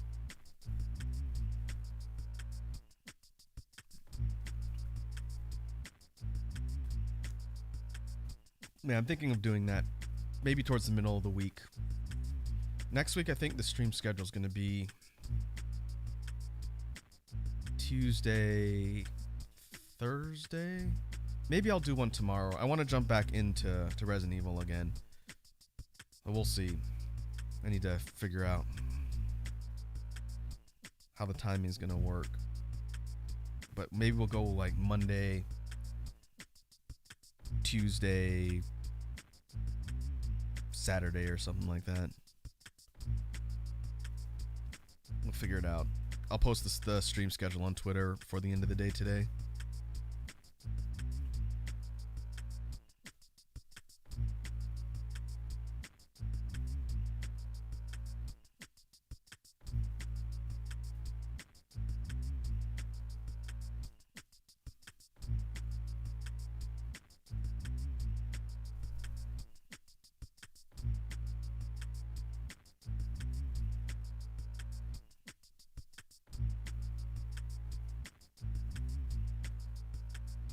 Okay, let's see if we can make some more progress on the inking here.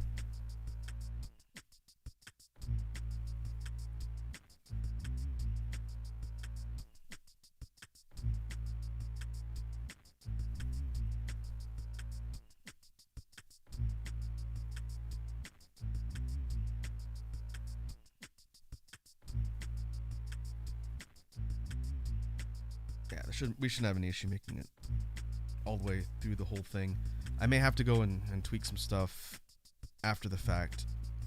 And maybe if we get the line work done, I'll do the cleanup off stream, so you guys don't have to sit here and watch me go through all this and clean up the stray parts of the line work. And then next time we get together, we'll do color assignment and shading.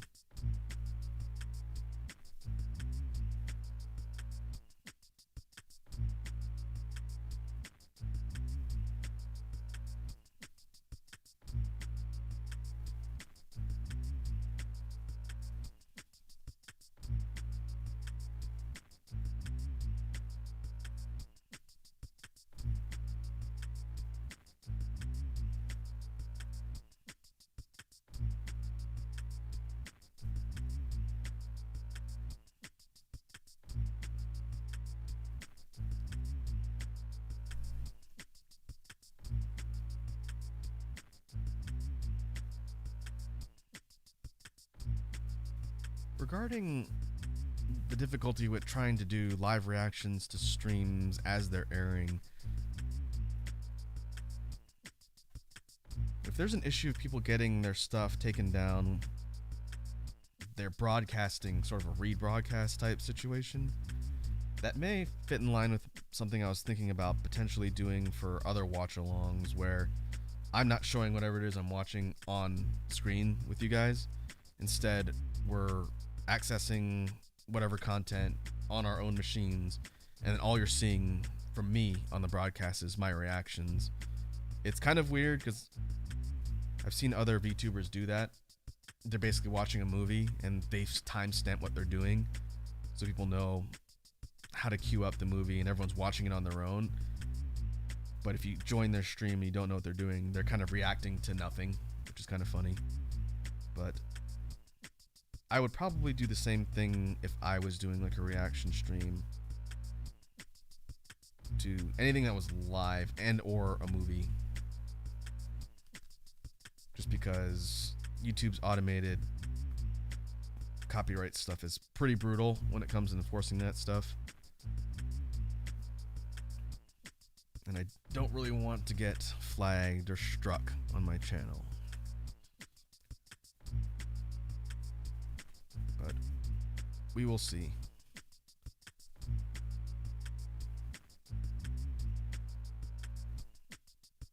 I still wouldn't mind doing a watch-along thing for Halloween this year. It'll largely depend on whether or not I can find an accessible place that people could get to the same content so we can watch, but we'll see.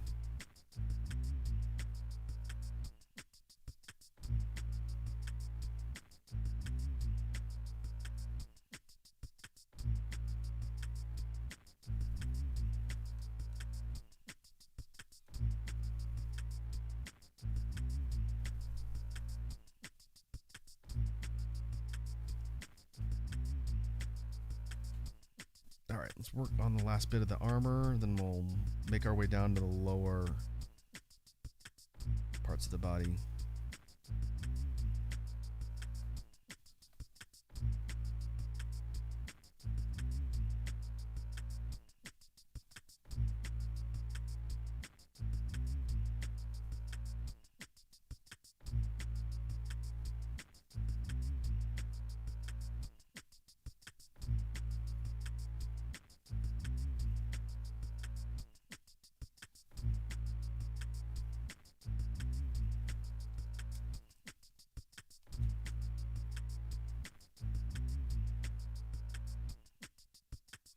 Oh, that reminds me, before I move on, just for the last leg of the stream today, I'm going to switch to the BGM.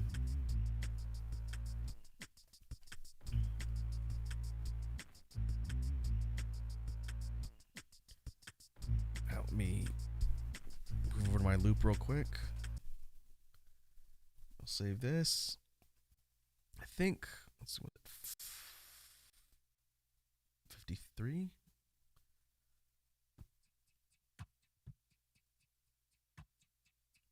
No, not this one.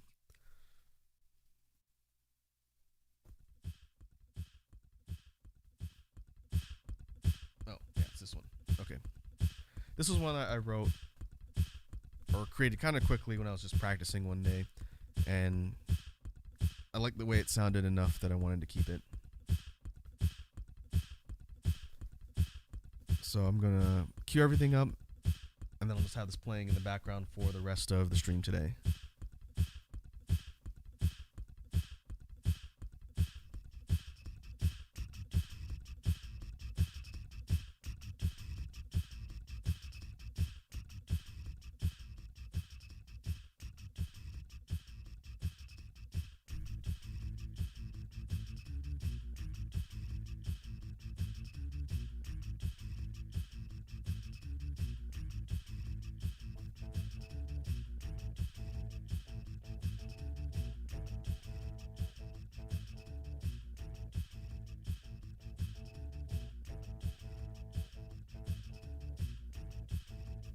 Alright, I need to make sure that it's not too loud. Think my mic is set higher, so that should be fine. If you guys can't hear me, or if the music is too loud, just let me know and I'll drop it down a little bit. Alright, let's see if we can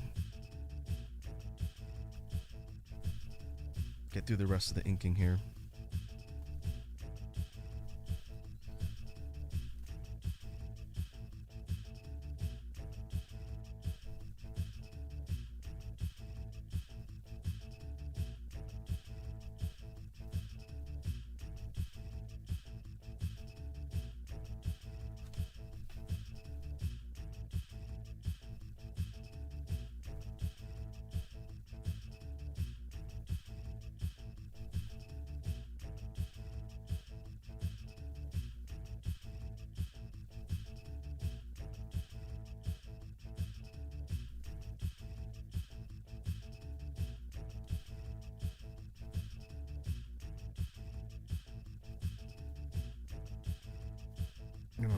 Use a slightly thicker brush for the decorative characters here.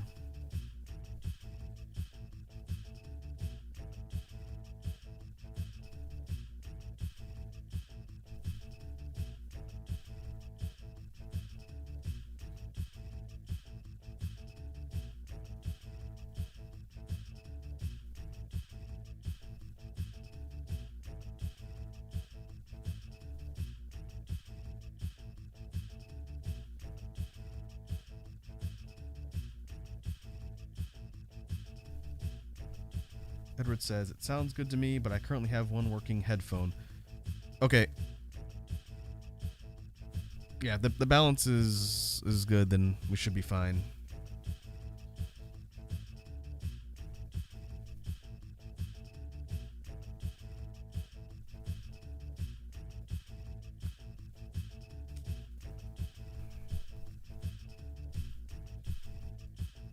Speaking of the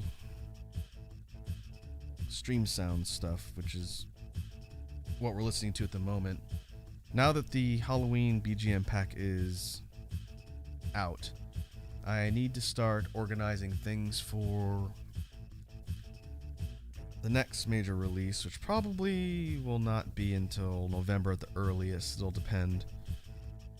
I'm not in a hurry to release the stream sound stuff, since that list is just populated by the things we make on random streams like this. I've been slowly just building up a list of BGM tracks based on all the things we've created so far on drawing streams, or like the challenge streams we did with Slither.io. And I believe there's 7. I think there's 7 total stream sound tracks of random loops that we made in other various streams. So I think I mentioned it on Twitter, but once I have 10 of them, then I will put that together and then put it out.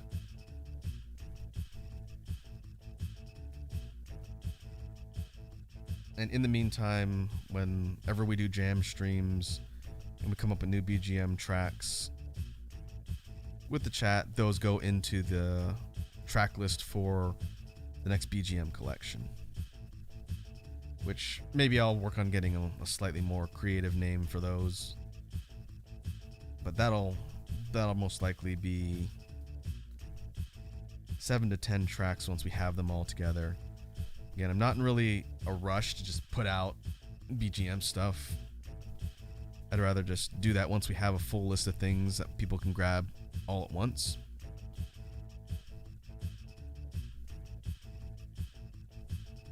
And maybe at some point I'll do another themed collection of stuff like I did for Halloween. I'd like to do an 8-bit or kind of like a retro video gamey style series of BGM tracks. I just haven't learned how to really do that effectively with the loop yet. I am kind of still tinkering around and learning the instrument, but as soon as I figure that out, is going to be a focus of mine at some point.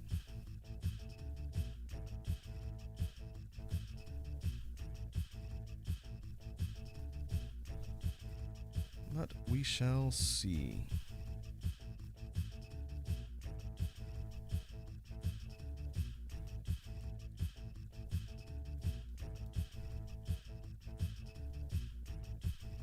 Alright, maybe I could do the cleanup real quick here.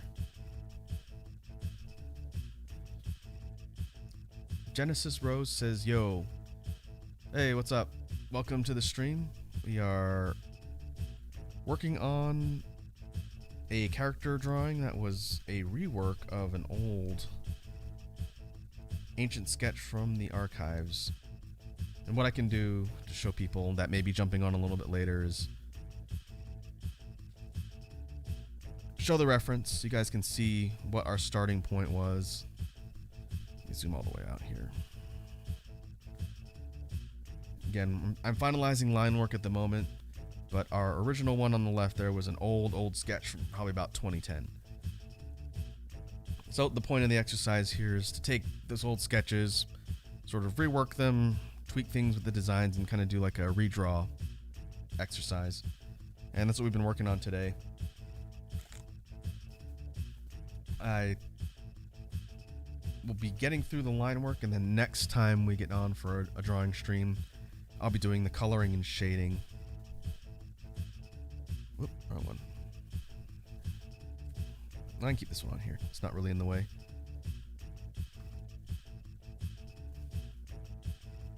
But yeah, what I'm doing here is going through and cleaning up just bits of the line art that might have overflow sections or just need to be tidied up a little bit to finalize it. And that'll be the last thing I do on stream today.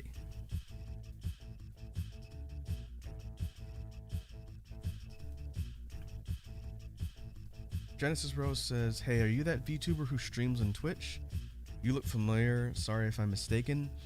I do not stream on Twitch normally. In fact, I don't stream on Twitch at all. I shouldn't say normally. I stream exclusively here on YouTube, but I was recently a guest on a Twitch stream from a pretty well-known content creator named Wazi from Team Toxicure. I was a host on her stream last Friday. And if you follow Wazi / Team Toxicure and were on her streams, then that's where you would have seen me. Other than that, I stream here on YouTube. Genesis Rose says, oh, sorry, oof. It's no problem. I am definitely not the only blue-haired VTuber out there. Hopefully I'm one of the only blue-haired VTubers out there that has toggleable headphones and beatboxes, but it's a pretty big scene, so you never know. So no worries.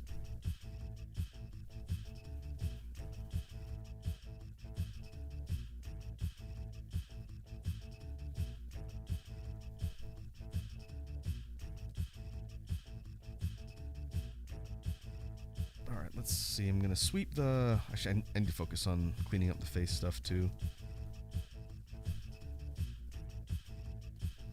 Face and hair, I think won't require too much deleting here. It's more or less fine. I think the line work on the torso and limbs and whatnot is going to require a little bit more focus.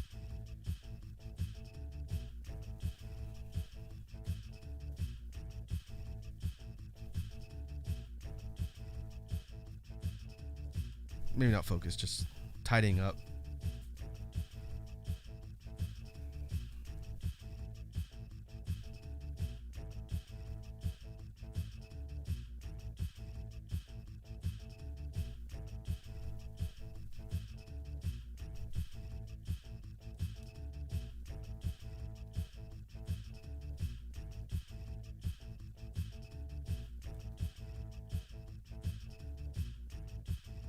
Yeah, work my way down from the torso a little bit lower.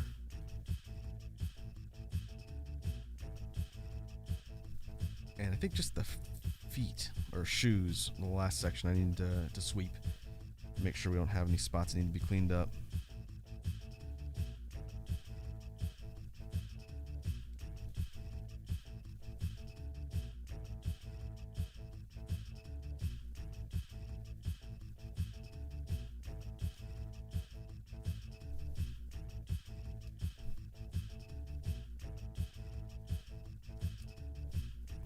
Yeah, some of the lines need to be fixed up down here.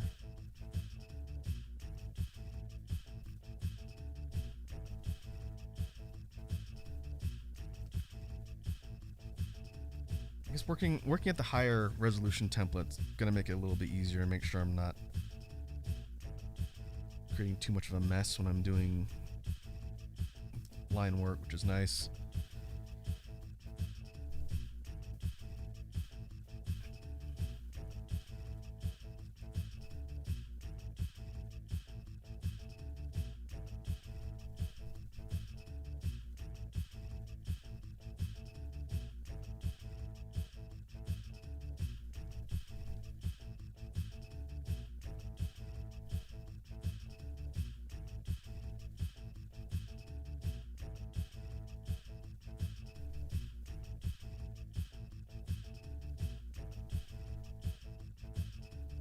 Same thing over here.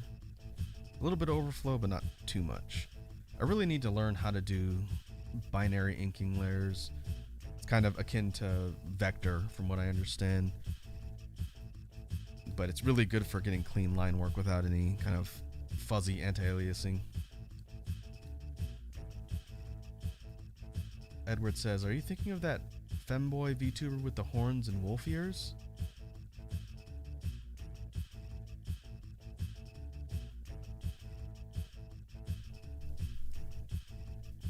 I wish I could say that was specific enough that I know who you're talking about, Edward. But I don't watch a ton of VTubers on Twitch. Usually the ones that I follow are streaming at times that make it difficult for me to watch live. So I tend to watch their highlights on YouTube.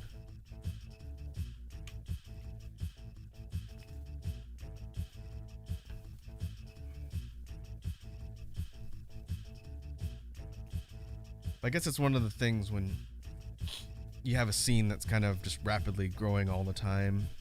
I always worry that something I say or do is going to be too similar to content or something that somebody else is doing. And unless you're the type of person who just consumes vast amounts of VTuber content, there's no way you can see everything that's out there. But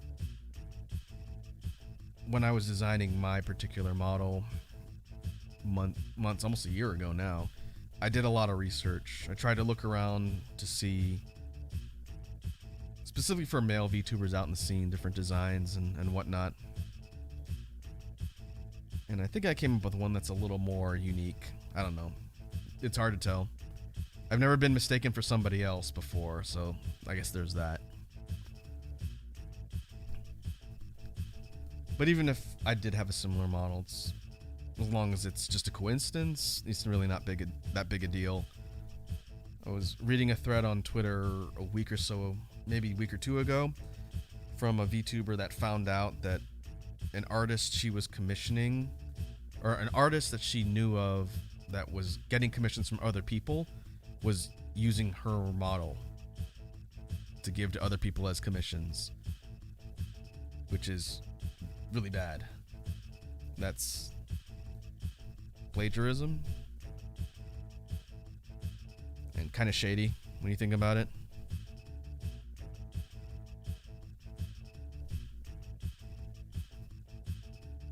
So yeah, avoiding stuff like that is probably a good idea.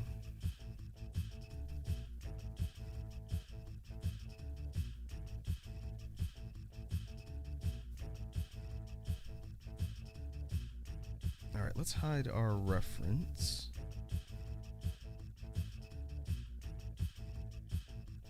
Do some final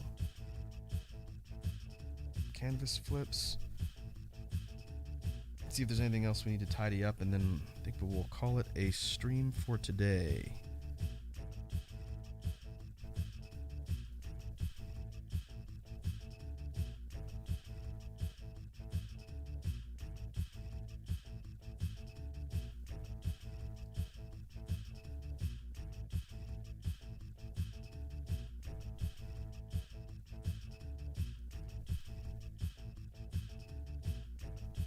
Always comes down to the eyes. I could spend hours tweaking details on eyes to make sure they're perfect, and they never look perfect. That's fine.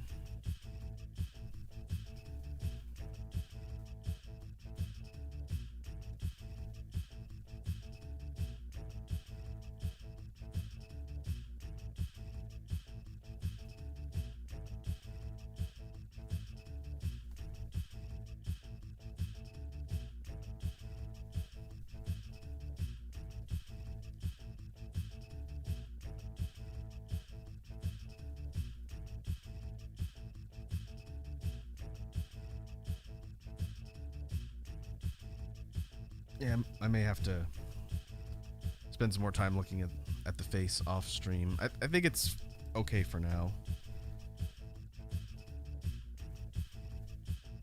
If we zoom out and flip our canvas, it's not glaringly off center. And I also need to take a look at that setting for the anti-aliasing every time I do a transformation command.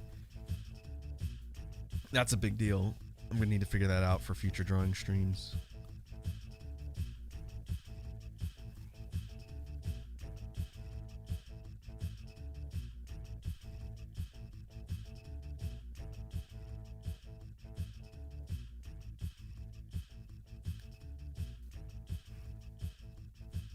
All right, let's zoom all the way out. Oh, what happened? I accidentally switched tracks. How'd that even happen? I didn't push anything.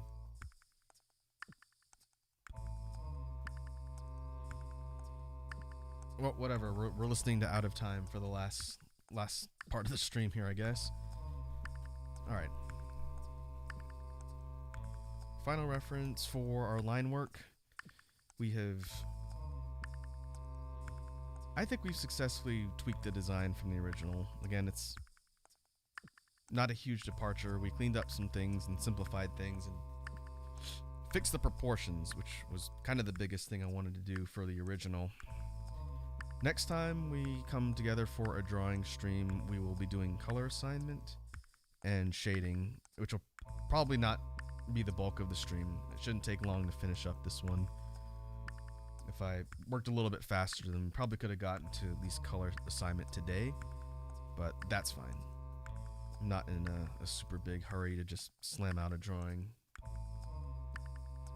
And then, like I mentioned before, the next part of the project for redrawing old sketches will be the female model. And this one I think can do for kind of more of an overhaul and rework.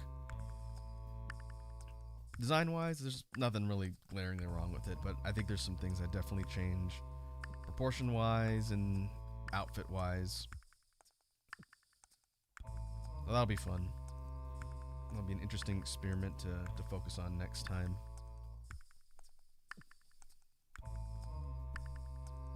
Save that. But in the meantime, I think that will do it for today's drawing stream. Once again, thanks to all the folks who stopped by and hung out. I'm glad the weather gods didn't see fit to kill my stream today. They're still making a lot of noise, so I need to go and get some stuff together before my power goes out. I did want to thank Edward for pointing out that issue with Prince Lemon's Beatbox, Grand Beatbox stream. I need to go figure that out too for next week. So thanks for giving me a heads up on that. So we'll go ahead and wrap up for today. Once again, thanks for hanging out, and I will catch you guys in the next stream. Have a good evening.